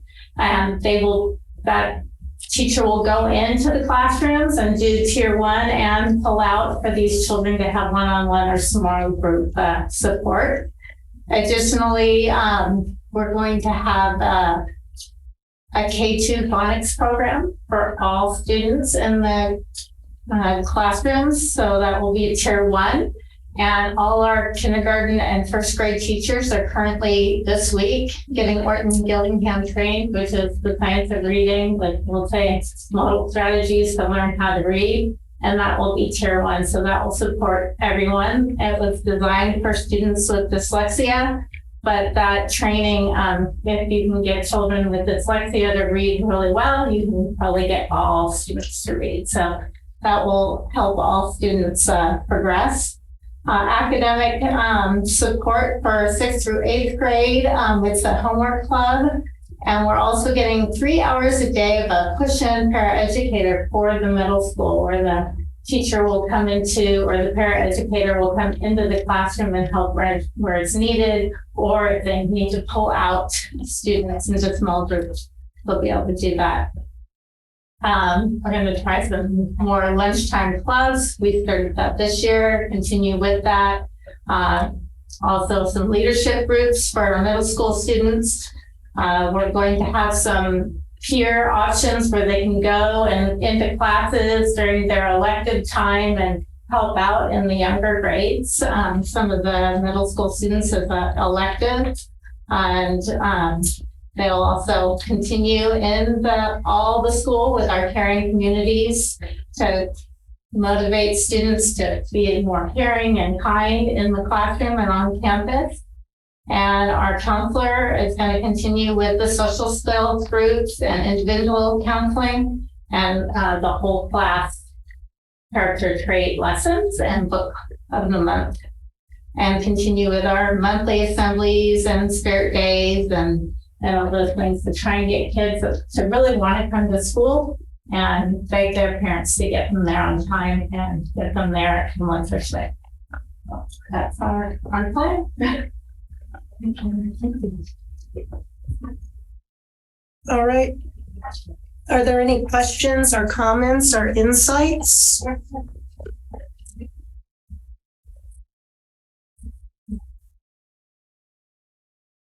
Well, I guess across the board, absenteeism is the main problem. And I had that in my notes from Ortega, which was the main one I was focusing on. And it's totally across the board and with the math achievement also. But it's hard to tell what effect even the absenteeism, is from the pandemic here. Whether the kids have social anxiety going to school or whether they really, think they're sick or something. So, everybody seems to be on that. So we'll see what we can do for next year. Anybody else? Just one comment. So it's a great to see kind of this school by school level depth, and I appreciate the kind of tier 1 supports that are being thought of across the board, and I really appreciate that. One question, almost on the flip side of looking at students that are multiple grade levels below, I think at Cabrillo you mentioned that in 7th grade there were students that were largely at level early on. And so the question that just came up is, how does that data then impact the way that we think about what's taught for the rest of the year? If you see that most of your students are at grade level already, what opportunities for growth would be changed in the curriculum?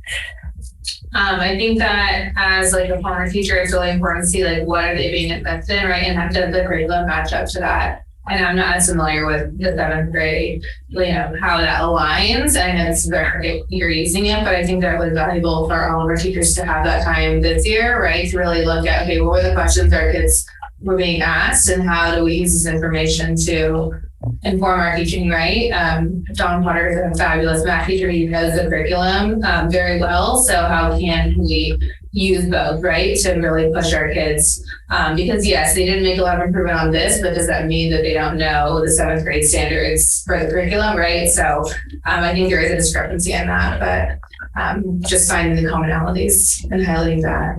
Yeah, thanks. Yeah, I mean, to me, what it actually meant, what it actually said was maybe they were already at standards and they knew the standards early on, which is a testament to your 6th grade teachers. And so then thinking about in 7th grade, if they're already if the majority are already at standards, how do we kind of bring in maybe 8th grade standards or what have you so that they continue progress and growth? That's a beautiful thing about the iReady is that it's individualized and it also will take those groups and then it'll guide the teacher with where to go next, no matter where they are. If they're 7th grade and they're already there, it'll guide them to the next steps. Yeah, that's a great point. So on iReady, I think I saw it in a couple of the SIPSs, but are the supplemental iReady things available to all students, or is it just for students that are identified as 2 or more grade levels below, or they're available to all students this year? It's the question is, and we intend to do that next year. The question is, in the future, do we do that? It's to provide licenses for all students is about $80,000, and it's used inconsistently. So that might be an area where we say here are the places where it must be used. And then do all students get to take their Chromebooks home to do the supplemental work at home, or is it just some grades or some students?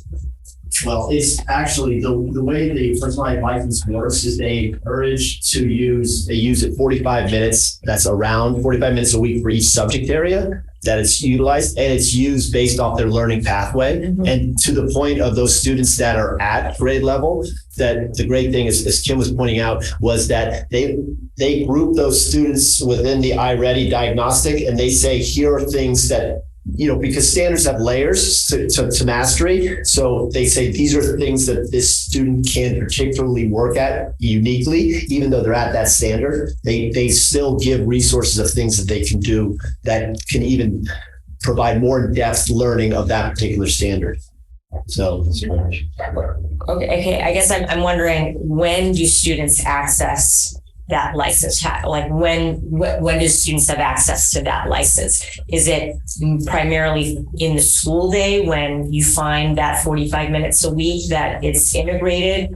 Or I saw in a couple of presentations where Chromebooks were sent home for some students so that they could access the stuff. So I guess I'm just wondering, how do we make sure all students have time to do? At Sunset Ridge, the teachers used it to do small groups, so it helped with the management. So within the school day. So they would do it during, math or language arts, and they would let the kids get on and do small group with other students, right? So they can do that. And then some students through the SST process, we would say to the parents, we encourage you to take it home. So we have some students that take their Chromebook home or hotspots home this summer so they can continue working on it.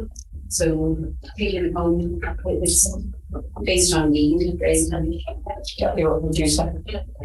Ideal, we have Chromebooks that are with the students so they can take it home every day. I'll say they're to take it home. We have, I know, for instance, in math, even language arts, same idea. Some students are working on their personalized instruction while the teacher is targeting and working with students on their particular needs as well, so that they can work on. And it's kind of fun because it will group them in groups, and then again, it'll give them like some strategies to help them with it, so they can go with what they know is, or what iReady has, how they group them together to, give them the extra support that they need. Also, can I just throw out a little thing in for seventh grade math? One thing that they can do is might be meeting standard on proportions is one of the big things in seventh grade. But I know CPM teaches 4 different ways of solving proportions. So what I always tell students that are, know how to solve proportions, and so you know how to solve them all four ways. Because when you get to the high school math, you can, depending on what problem you have, you can use different strategies, and that proportions comes back.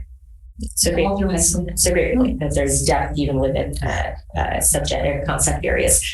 So I guess the question is, with the $80,000 we spend on licenses, how do we give access to all students, either by passwords, going home, or whatever it is, so that if any student wanted to spend time, or if any parent wanted to spend time in that supplemental learning with their child, they have access to it? Yeah, no, I think it's just a matter of setting the expectation and then working consistently with the principals.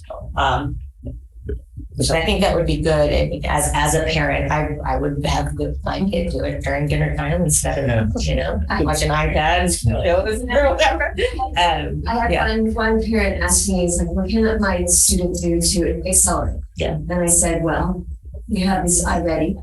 Your student is at grade level, but he's in 7th grade, so the iReady personalized instruction goes all the way to 8th, sometimes a little bit to 9th grade. So push him to do that. He's got a Chromebook. He's welcome to do it. And it was funny because he's like, "Could you just tell him? Because if I tell him, he won't do it."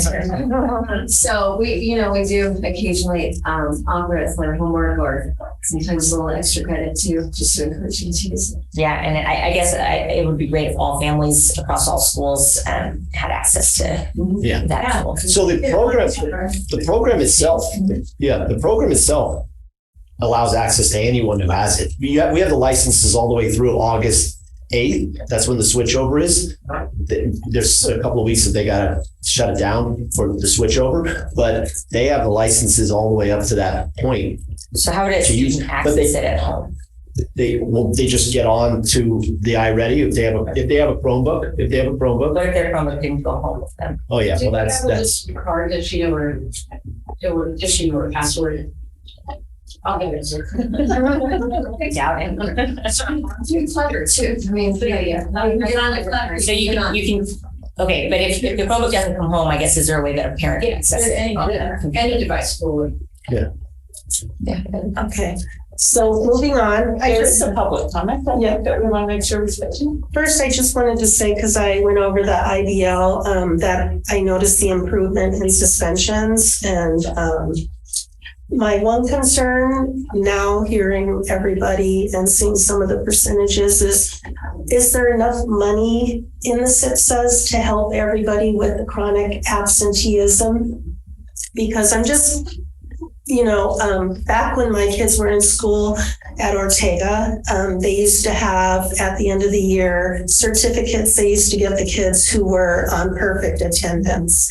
And so even though some of my kids weren't like stellar students, they could still go for the goal of getting a certificate of not missing a school day. So I was just wondering if we're still doing that at some of the schools? In general, you don't reward for perfect attendance for lots of reasons, especially during COVID. We didn't, but most improved or strong attendance, things like that.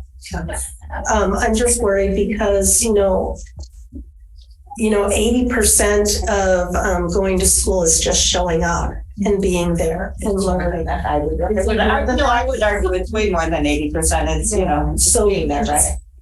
Get them here. So that was one thing I was concerned about the committee, is if there's enough money in there, if the teachers or the staff are going to be staying after school, or when they're going to be meeting, do we have funds to pay them? So those were just my comments. There's never enough money. I know. We did allow, for home visits, the teachers go to county and they do a timesheet and.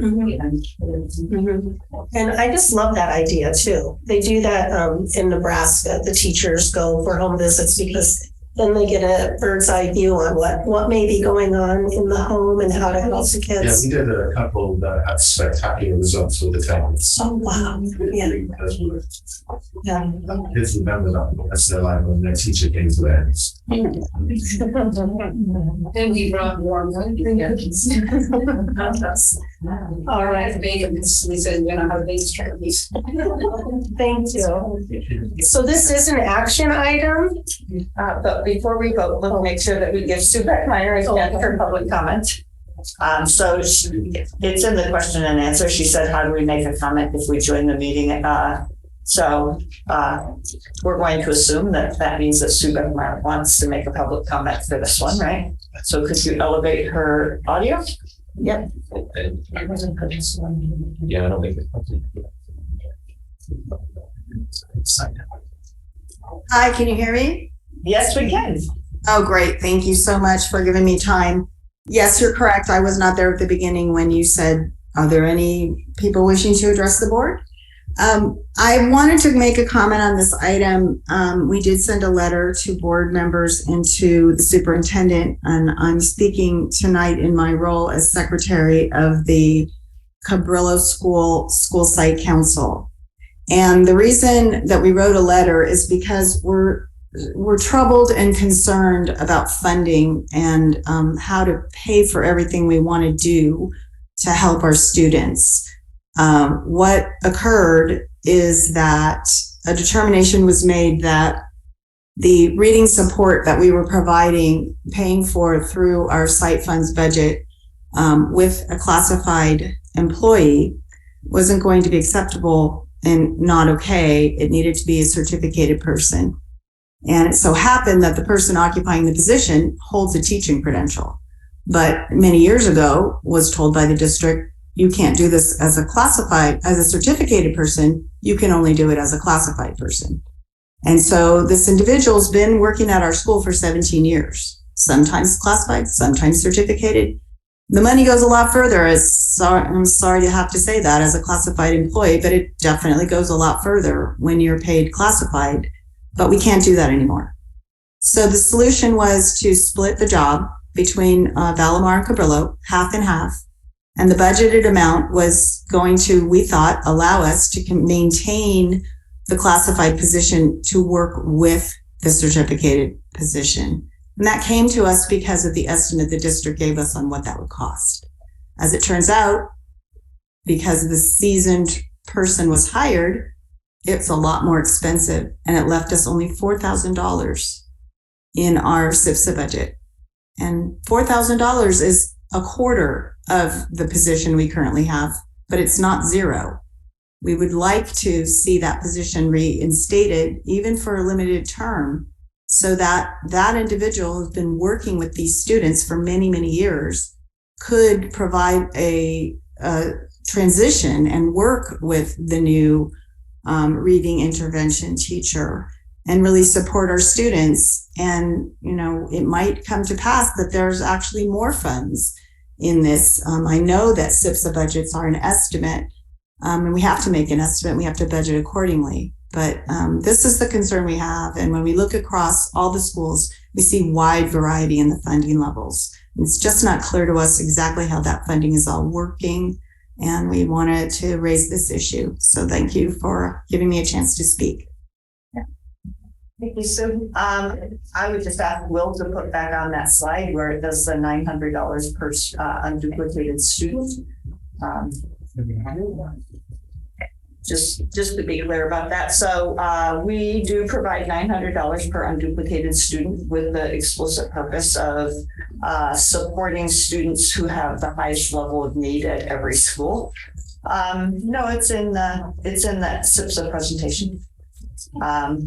There you go, right there. And so that's the level of funding that comes through the supplemental funds. There are some additional funds that Sunset Ridge has access to as a Title I school, but every school has that level. And if you can see, like, the place where it's most obvious is Cabrillo has currently 85 students, and Ocean Shore has 84 students that fit in that category. And there's just a $900 difference between the two. So. Board members, do you have any questions? Are there any questions? No questions? No questions. So this is an action item. Do I have a motion to approve the SIPSAs for all schools as presented? I'll make a motion to approve the SIPSAs as presented. I'll second. All in favor, please raise your hands. On that's just boys for God. Okay, thank you very much, principals. It's been a long day. Thank you very much. It is, I do want to take a look at our time. It's 5 to 9, and I know that you wanted to walk out the door at 9. And then I have till 9:15 if we want to. I can do 9. okay, 9:15. Why don't we just move as quickly through these things? Action items for. So the only thing that's not an action item, and I'm sorry for our audience member, is the field thing. So we can move the field to the very end. But hopefully we will be moving quite through those. So Cabinet, let's move quickly, please. Let's go. Okay, so we are on Local control accountability. Oh, so we do actually need a motion to move the field to the end. And there's also another LCAP informational lead. Okay. Yeah. Okay. Yep. Well, we want to get them both in, but why don't we do the LCAP local indicators and we'll do the field at the very end. Those are both informational, and then we'll move through all the other items. Facilities use determination process. Yeah, got that one. And E is LCAP local indicators.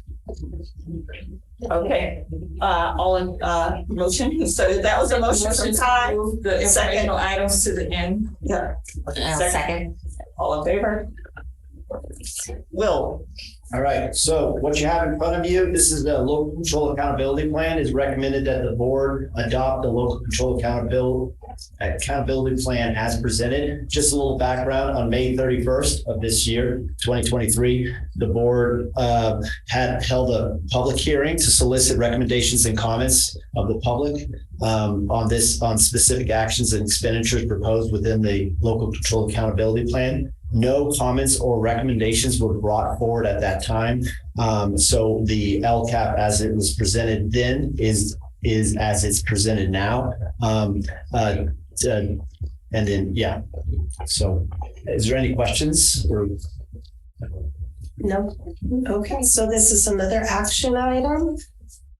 So do I have a motion to approve the 2023-24 LCAP as presented? I'll make a motion to approve. Second? No, second. All in favor, please raise your hands. Motion passes 4-0. We're gonna skip E to the end. Next is F. Adoption of the 2023-24 budget. Just Thank you. So as Will mentioned, the LCAP and the budget were both reviewed on May 31st in a public hearing. The budget is a preliminary budget based on the information we have available at the time. That's the governor's May revision. As information comes in and as our staffing and enrollment numbers are finalized, we will adjust the budget. But tonight, this is the best information we have, and the full presentation and the full budget package that was presented on May 31st is included in tonight's packet as well.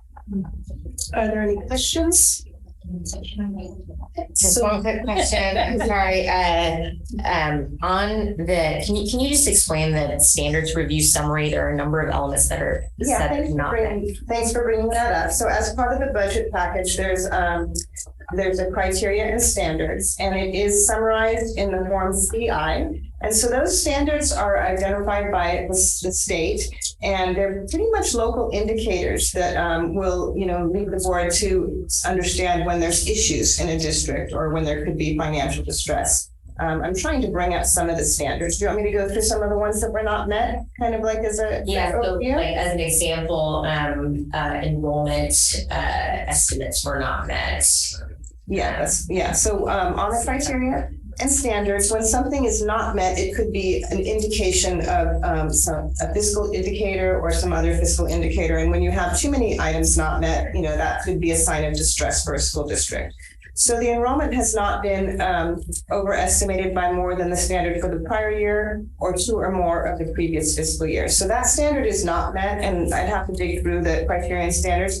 But it's basically, we lost 300 students from 2018 to 2019, and we didn't recover those students. And so the enrollment has been declining for two or more of the 3 fiscal years.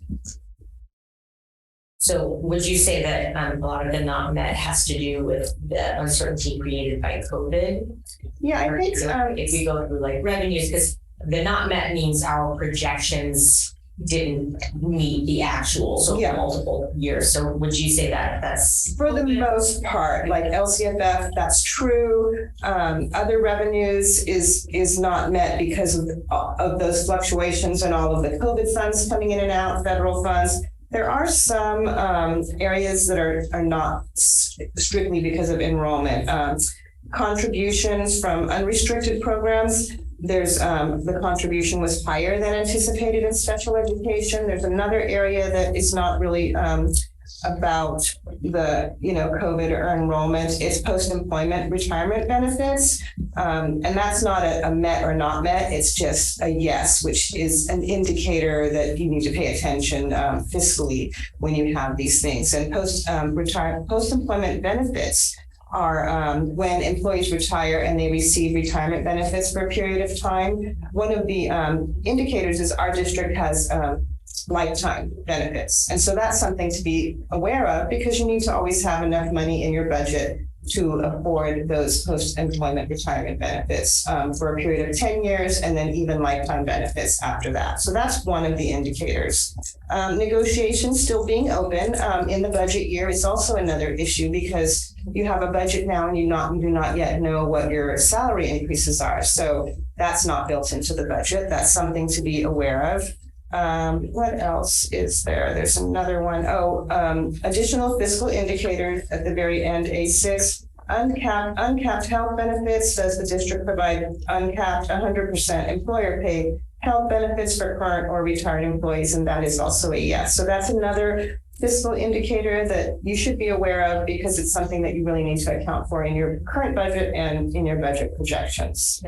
So that was just kind of a quick overview of those areas, but thanks for bringing that up. Are there any other questions? Okay, do we have a motion to adopt the 2023-24 budget? Motion to approve. One second. Here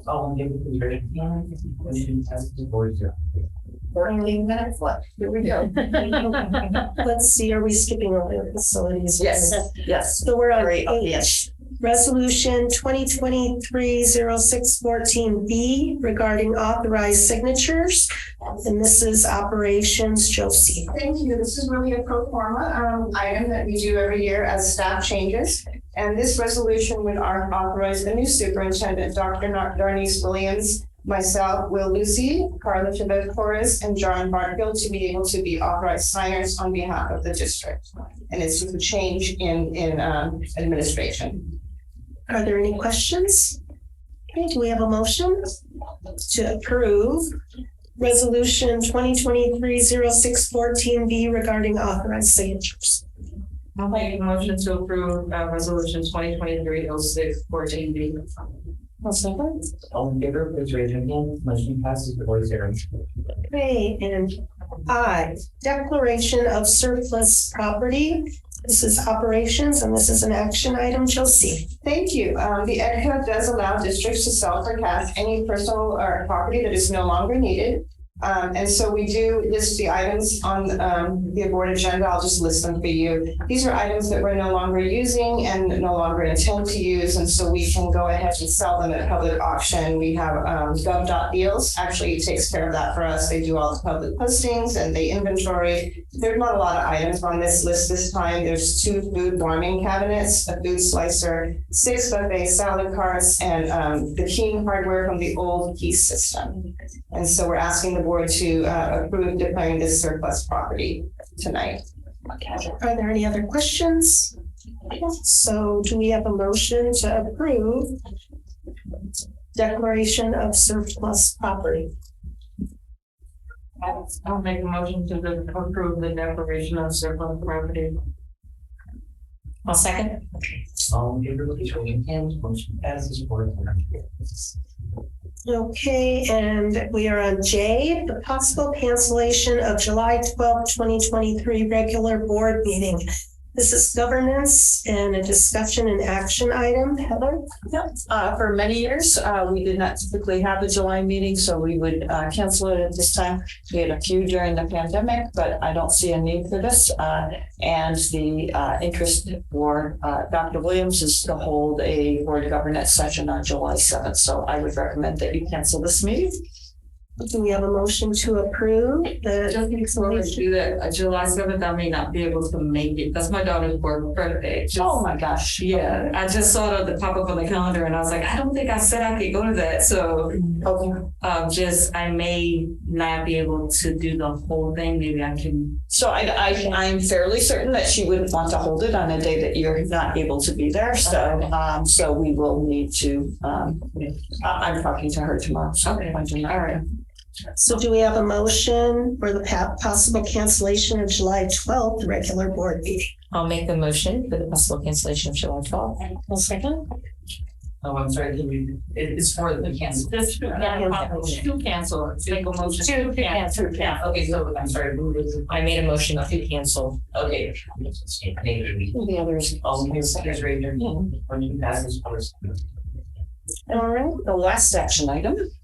Okay, resolutions 2023-614C through 2023-614F regarding board compensation for missed meetings. This is governance and it's an action item. Heather. So typically when a board member misses a meeting, the next meeting we come back and do a resolution and then we recognize that we had not done those all year long. So this is for 4 board members in the missed meetings. The compensation has already been provided. So this is making sure that that's approved by the board. So it's recommended that the board approve the resolutions. Are there any questions?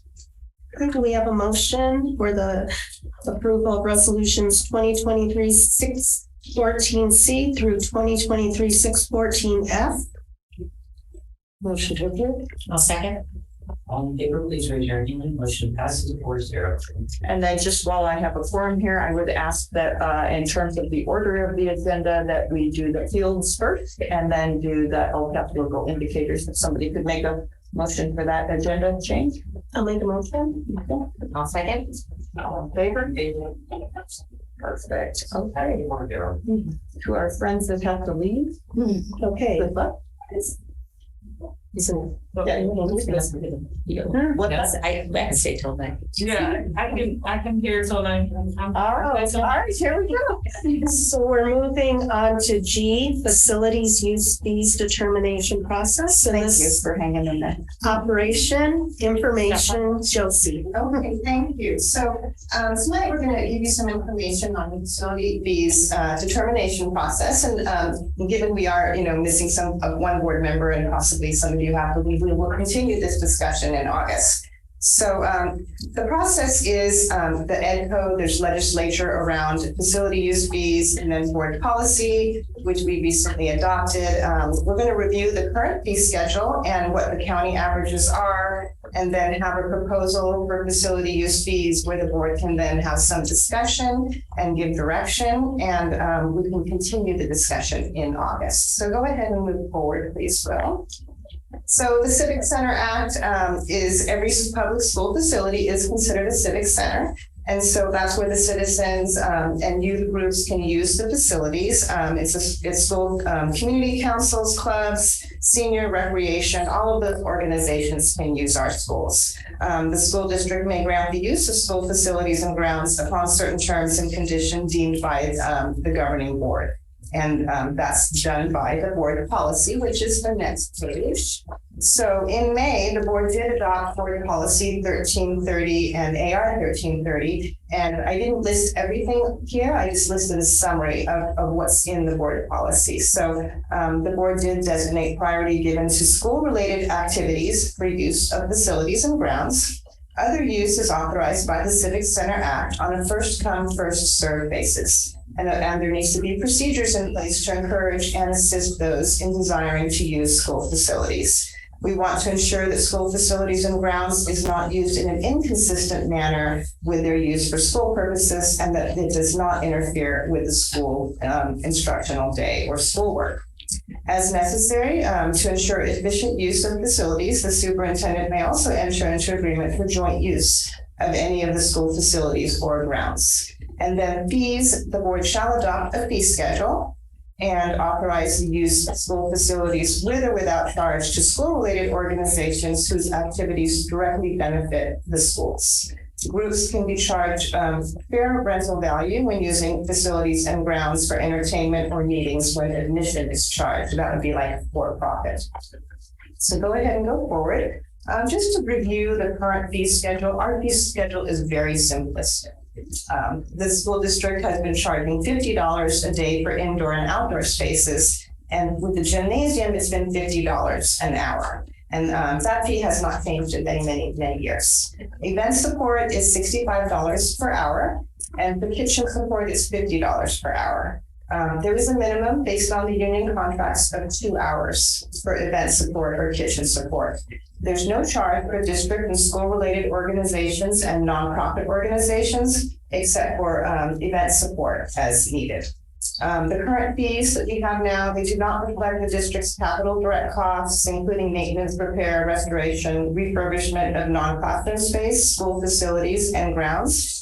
And it does not reflect operational direct costs, including costs of supplies, utilities, and other services performed by district employees, and salaries and benefits paid to district employees associated with the Civic Center Act to operate and maintain school facilities. So to go on now to the San Mateo County averages, and this was prepared by our vendor, Facilitron. They compiled an Excel spreadsheet for us, so I just put it in a summary form for you. All of the San Mateo County districts that they presented were hourly rates. Pacifica was the only one that has a daily rate. So you can see the list here. I don't need to read through all of them, but classrooms for nonprofit is $24, commercial $40 per hour.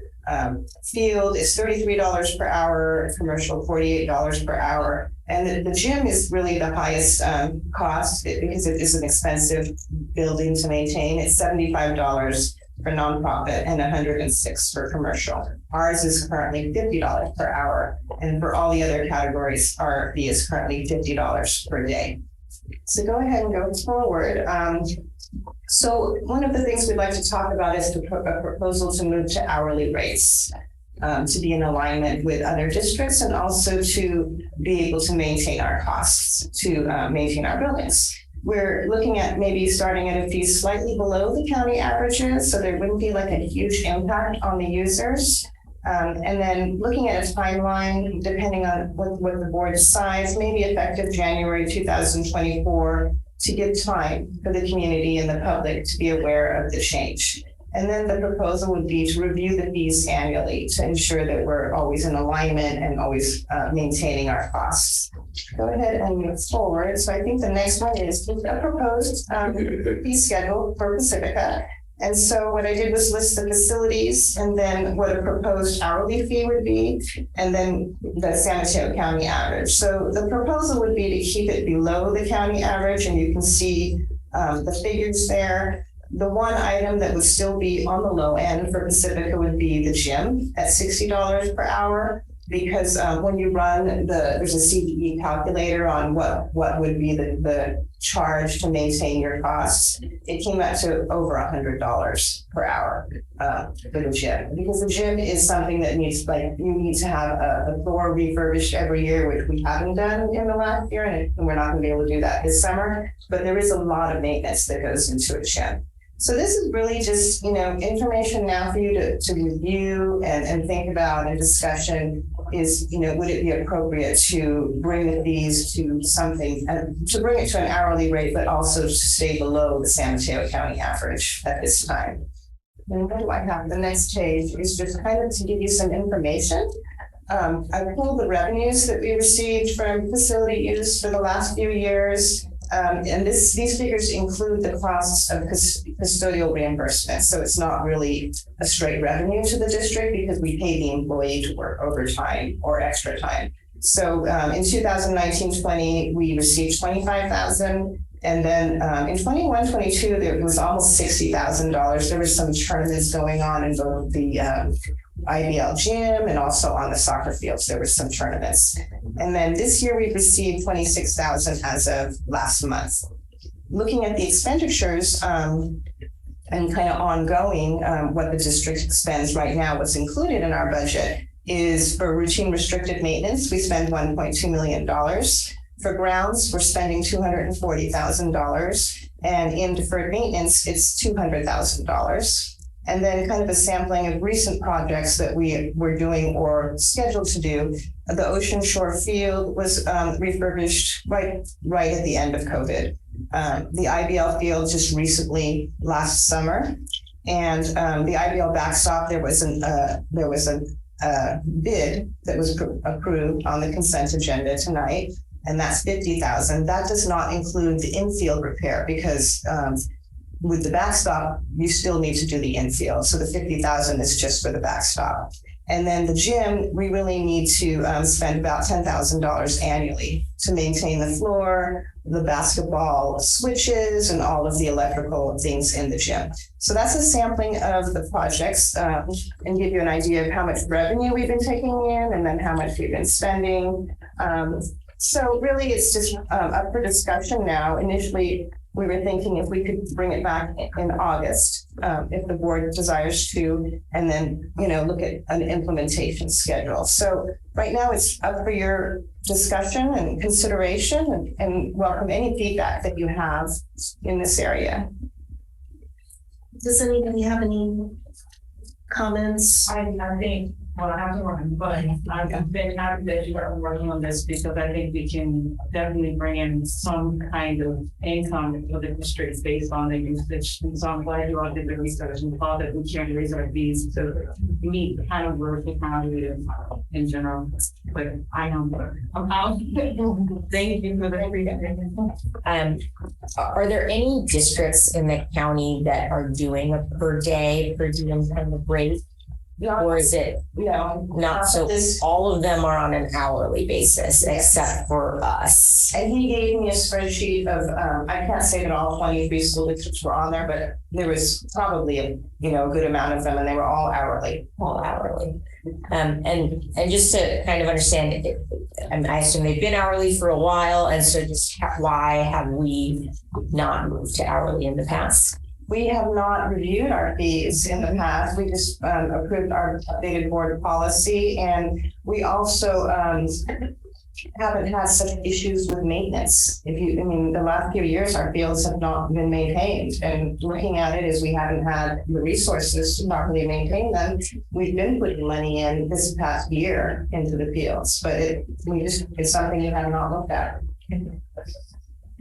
I would agree with her that I think we weren't going to increase the fees while we were barely able to mow them and the gophers off. That's fair. Okay, are there any other questions? I put in a little. Oh, yeah. Sorry, Michelle. That's okay. So hi, my name is Michelle Gray. I'm the current IBL teacher president, and I have a fourth grader going to Ortega and eighth grader IBL. Fields and facilities I've been very involved with, and I just want to say thanks to Josie. She met with Joe Kelly, who's the head of Pacifica Girls Softball, and myself earlier in the week to talk about this. So that last point is really fair, right? We are now just starting to recover, I think, some of the fields and put some work in there, which is great. Linked to all of that is also the collaboration and the mention of the joint use agreements with the different organizations. We have AYSO, we have PAL, we have PNLL actually is interested, and obviously Joe and the wonderful Pacifica Girls Softball. The IBL $30,000 that was mentioned, this was actually something AYSO had committed to support. It didn't quite work out. but they were ready. We have these wonderful organizations that are committed to really investing long-term into the fields. It's not only for their kids at the schools, but it's well beyond after their kids get out of the schools, or even if their kids don't play in that particular sport. It just helps everyone when these fields are in really good shape. I think there has been a nice improvement with the two new folks that have joined. There's still always work to be done for sure. And so I just want to encourage the school district to move forward faster than they are with getting these joint use agreements in place, because there is funding there. And an example would be Ortega, right? Huge project that's just kicking off right now with the turf field. I have lots of cover. Oh, I can look there too. And so there was a lot of discussion around how to line that field. And so oftentimes turf fields are lined, for example, there's a softball field, there's a baseball field, and then there's a couple different configuration, different sizes for like a soccer field. It's very common, right? So my kids play sports. You go to any of these turf fields anywhere. And you're going to see the yellow line, like we play on the yellow line field, we play on the orange line field. There had been concerns that was too confusing. And so unfortunately, where the group fell back to for Ortega was the line one soccer field. So turf is very expensive to maintain. You're going to outsource this to a specialized company. You are not going to get the revenues if you're going to expect groups to have to come in and actually line the fields. And you can't charge them for the hour or 2 hours to go out and get ready to line the field.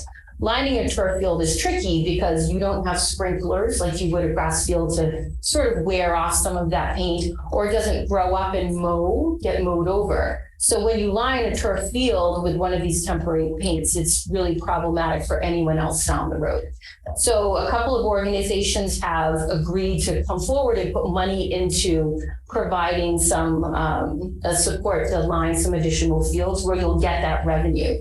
Because we haven't seen a budget on what it's going to take to maintain the Ortega field yet, and it's going to be a lot. Real quick, in my 15 seconds over to IVL, I am a little concerned, and Joe Kell, who's definitely much more of an expert in the work scope for that backstop. If you read it, there's new fencing coming in, but the posts are not going to be replaced. And so the posts need to be replaced too, because otherwise you're putting really good fencing on these old posts that were put in when that original fencing that's failing is there. So I'm very concerned that the scope is not appropriate and you're spending $50,000 and you're not actually getting what you need to do with getting that field in good shape, because in 5 years and 7 years and 8 years, those posts are going to be gone. And then all of this money you put into the new fencing and the backstops and things like that would have been to waste. So really want to encourage folks to make sure they're getting the right opinions and input when some of these work orders are pulled together. I'm clearly out of time, but anyway, I just wanted to put that out there. I'll come back up and talk in August. Again, thanks for meeting. It's always good to have that dialogue. How often do you meet with your people? I can't say they're my people, but there's a lot of really wonderful people, and we chat. Tim Berry for PAL. We have Jim Allen here from AYSO, and we have Joe Kell from Pacific Girls Softball. We chat from time to time to support and encourage each other. And, I think open communication is the best way to be successful here. And Josie has been wonderful coming forward. We just need things to move a little faster. I think almost every group I mentioned has a new joint use agreement or needs a new joint use agreement. And some are trying to prepare to get that done, but then we're going to be overwhelmed with the start of the school year. And we need to start planning a little bit ahead of time, because we have to get things in place at the beginning of the year for fall sports, right? And so here we are in June and we don't have those agreements in place for these organizations. Being down a field in Ortega really puts strains on all the other fields. So there needed to be a little bit more planning. There's never enough time. I understand there's millions of things to do. But I think having that transparency is going to be really important. The group I just talked about all works together behind the scenes to say, okay, well, if you can't use that field, I'll try to use that field for me, so that we make sure all the sports teams can fit together nicely and all the kids get to play when they need to play. So I have to give kudos to them for talking with each other a lot and really trying to make all of the different groups fit together and all of the kids have the right space and time on the field that they need for their sport. I just want to make a comment is that for the past year, you have been spending a lot of time coming to our meetings and meeting with the different organizations. And I just want to throw it out there that I would be in support of one of the board members going to your meetings so that we're more up to date on what's going on. Because just for me, I can only speak for myself, when you come, there's a lot of information. There is a lot of information. And there's a lot of money involved too. Yeah.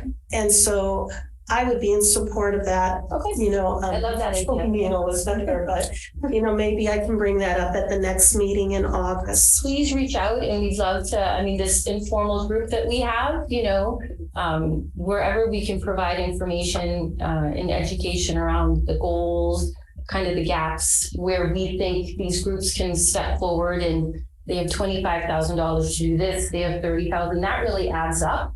And I know 3 different groups that are stepping forward with $25,000 for the school district. And so, and these are groups I think, Josie, you and the team already work well with. So it's not like they're unknown groups or unknown entities. It's kind of the same cast of characters. So you know they're good for it, and then you know they can do a good job. But I love that. Please reach out. Okay. All right. Thank you. Thank you. Thanks for hanging in there. Thanks for letting me know. All right. We have one more. One more informational item. Good job, you guys. We already did facilities. Let's go.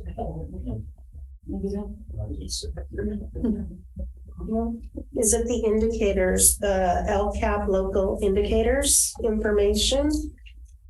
And I'm guessing that would be Will? Yes, this is a report that needs to be presented to the board alongside the LCAP every single year. So this, a lot of the information in this local indicators report is dated information, but it's the most updated dated information. Do you want me to go through the presentation, or the presentation has been presented? You have the presentation. Do you want me to go through, or is it, or should we? I can go through it, but if for time, I can say it's presented, it's there. I have time to go through it. I've already gone through it. Yeah. That's why. Yeah. Okay. All right.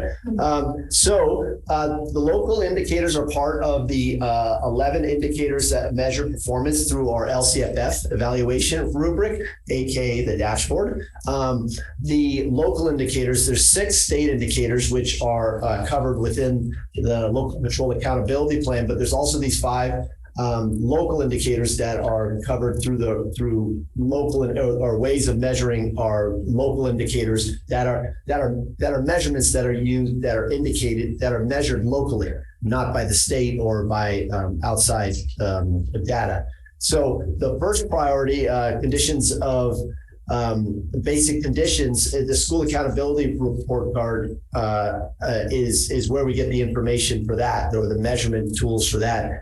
Priority 2, priority 3, and priority 6, which have to do with implementation of academic standards, parent engagement, and school climate. Our panorama survey is our local measurement for that. And then there's a self-assessment survey that has to do with the access to a broad course of study, which is priority 7. So I'm just going to go through each one of them. Priority 1 is basic services. The tool that we use is the SARC, or the School Accountability Report Card. The measurements that we measure are teacher assignments, access to instructional materials, and facility conditionings. This is the most updated information. This is from the 2021, 22, 23, 21, 22. This is for the 21, 22 school year. There were one teacher misassignment of English language learner. So that's a misassignment for a teacher who's teaching English language learners. There were 6 misassignments for special education teachers, and there was 2 misassignments of general education teachers. A total of 9 total teacher misassignments. And again, that's for the 21-22. The 22-23, they are actually doing the audit now, or it hasn't come out exactly yet. So that's a bit dated information. Access to instructional materials. And this is really around this idea of the Williams Act about making sure that we have textbooks and curriculum that's available to all of our students, and we have all of our students. There's none of the students are without access to their own copies of their instructional materials for use at school and at home. And then facilities condition based on our last FIT report, which is the facilities inventory test. We had 4 sites that were identified not meeting good repair standards. 3 of them had a fair rating, and 1 site had a poor rating. So for a total of 4. The priority 2, the implementations of academic standards. The tool we use is the Panorama Survey based off the California Department of Education Educational Reflection Survey. And that's that sheet that's kind of shown on the site there. That's the one that they offer as an option to a reflection tool. We utilize the Panorama Survey, and we ask the exact same questions, or the survey, the exact same items as in that state CDE reflection survey. So based off our last things, now we did have it in our May survey, which is not inclusive in this report. So we will have more updated information on this. But on average at ELA and math, on average, the teachers reported a full implementation phase, and for science and history, we're at either the beginning development or initial implementation stage. And as you can understand, the science with our new science adoption, I'd assume that that's going to go for next year and beyond. It's going to go. We're going to be moving forward with that development. And then priority 3, parent and family engagement. Again, the tool we use is the parent survey through Panorama. And this is the determined progress of parent and family engagement. So the parent perceptions of barriers, I put that in red. I highlighted that in red is because the questions that were around this were around the barriers for parent engagement with schools. And in May of 2023, 81% responded to questions around the effect of barriers in a positive manner. So they were saying that that the barriers weren't affecting their ability to engage. And then that's compared to in September of 2022, where 80% of the responses were favorable. Perceptions of this degree of family engagement within schools, it's a very low percentage.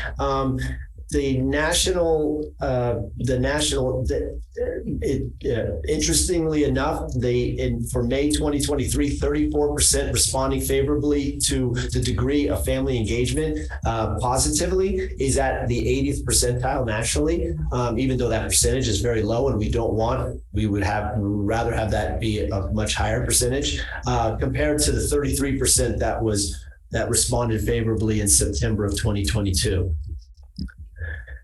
School climate. This involved, again, it was through the Panorama surveys, but this was the tool that was used was the student climate survey. So it was the student climate survey. And I did this the data here is over 3 surveys, the spring of 2022, the fall of 2022, and the spring of 2023. So kind of consecutive surveys. As far as percentages of positive responses towards questions around connectiveness to school, you can see the 3rd through 5th from the spring of 2022 of 61. It was 57, 6th through 8th, 39 to 37 in 2023, spring of 2023. And in school safety, questions around positive responses to school things around safety were around the low 60% in both 3rd through 5th and in 6th through 8th.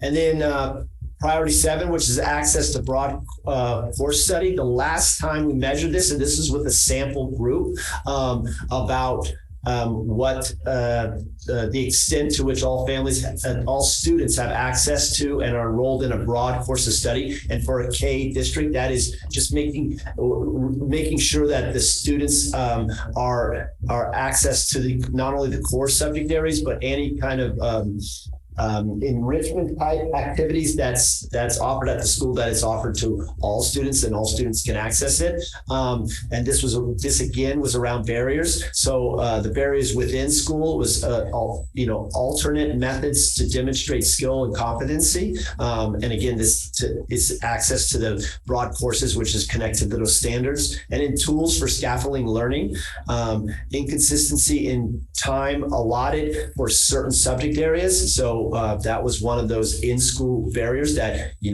might, math is not being allotted the time it needs to have proper access to it.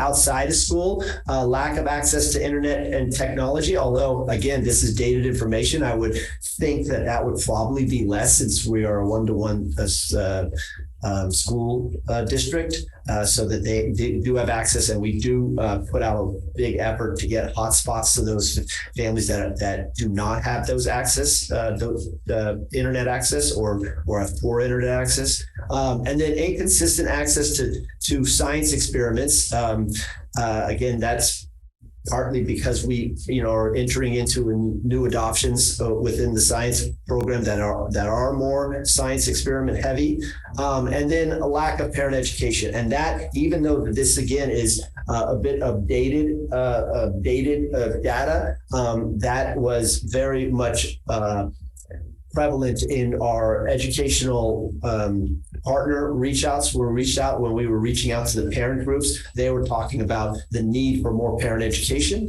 and about initiatives and curriculum and content, that they wanted to know about these things, and not necessarily figuring it out through their students.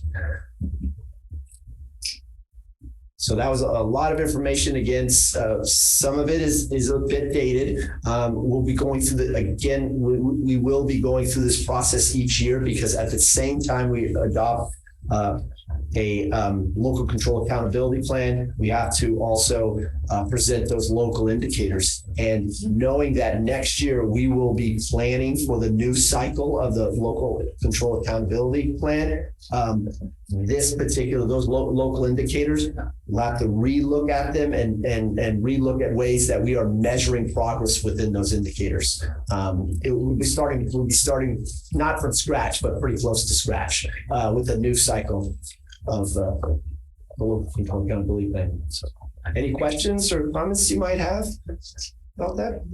No, but when will you be bringing back the information again?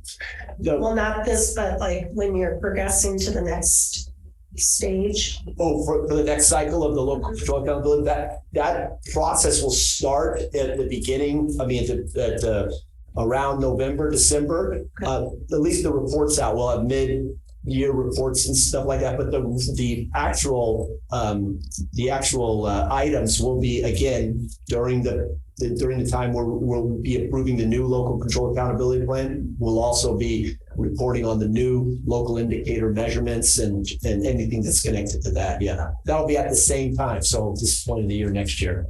Do you have any questions on that? Comments? No? Okay, thank you. Okay. So now we can move on to future agenda items. So the one thing that I need to get clarified is the July 7th meeting. So I'll work with Dr. Williams tomorrow to see if there's another date and get that, because I know that's a really important one. And then are there any additional items?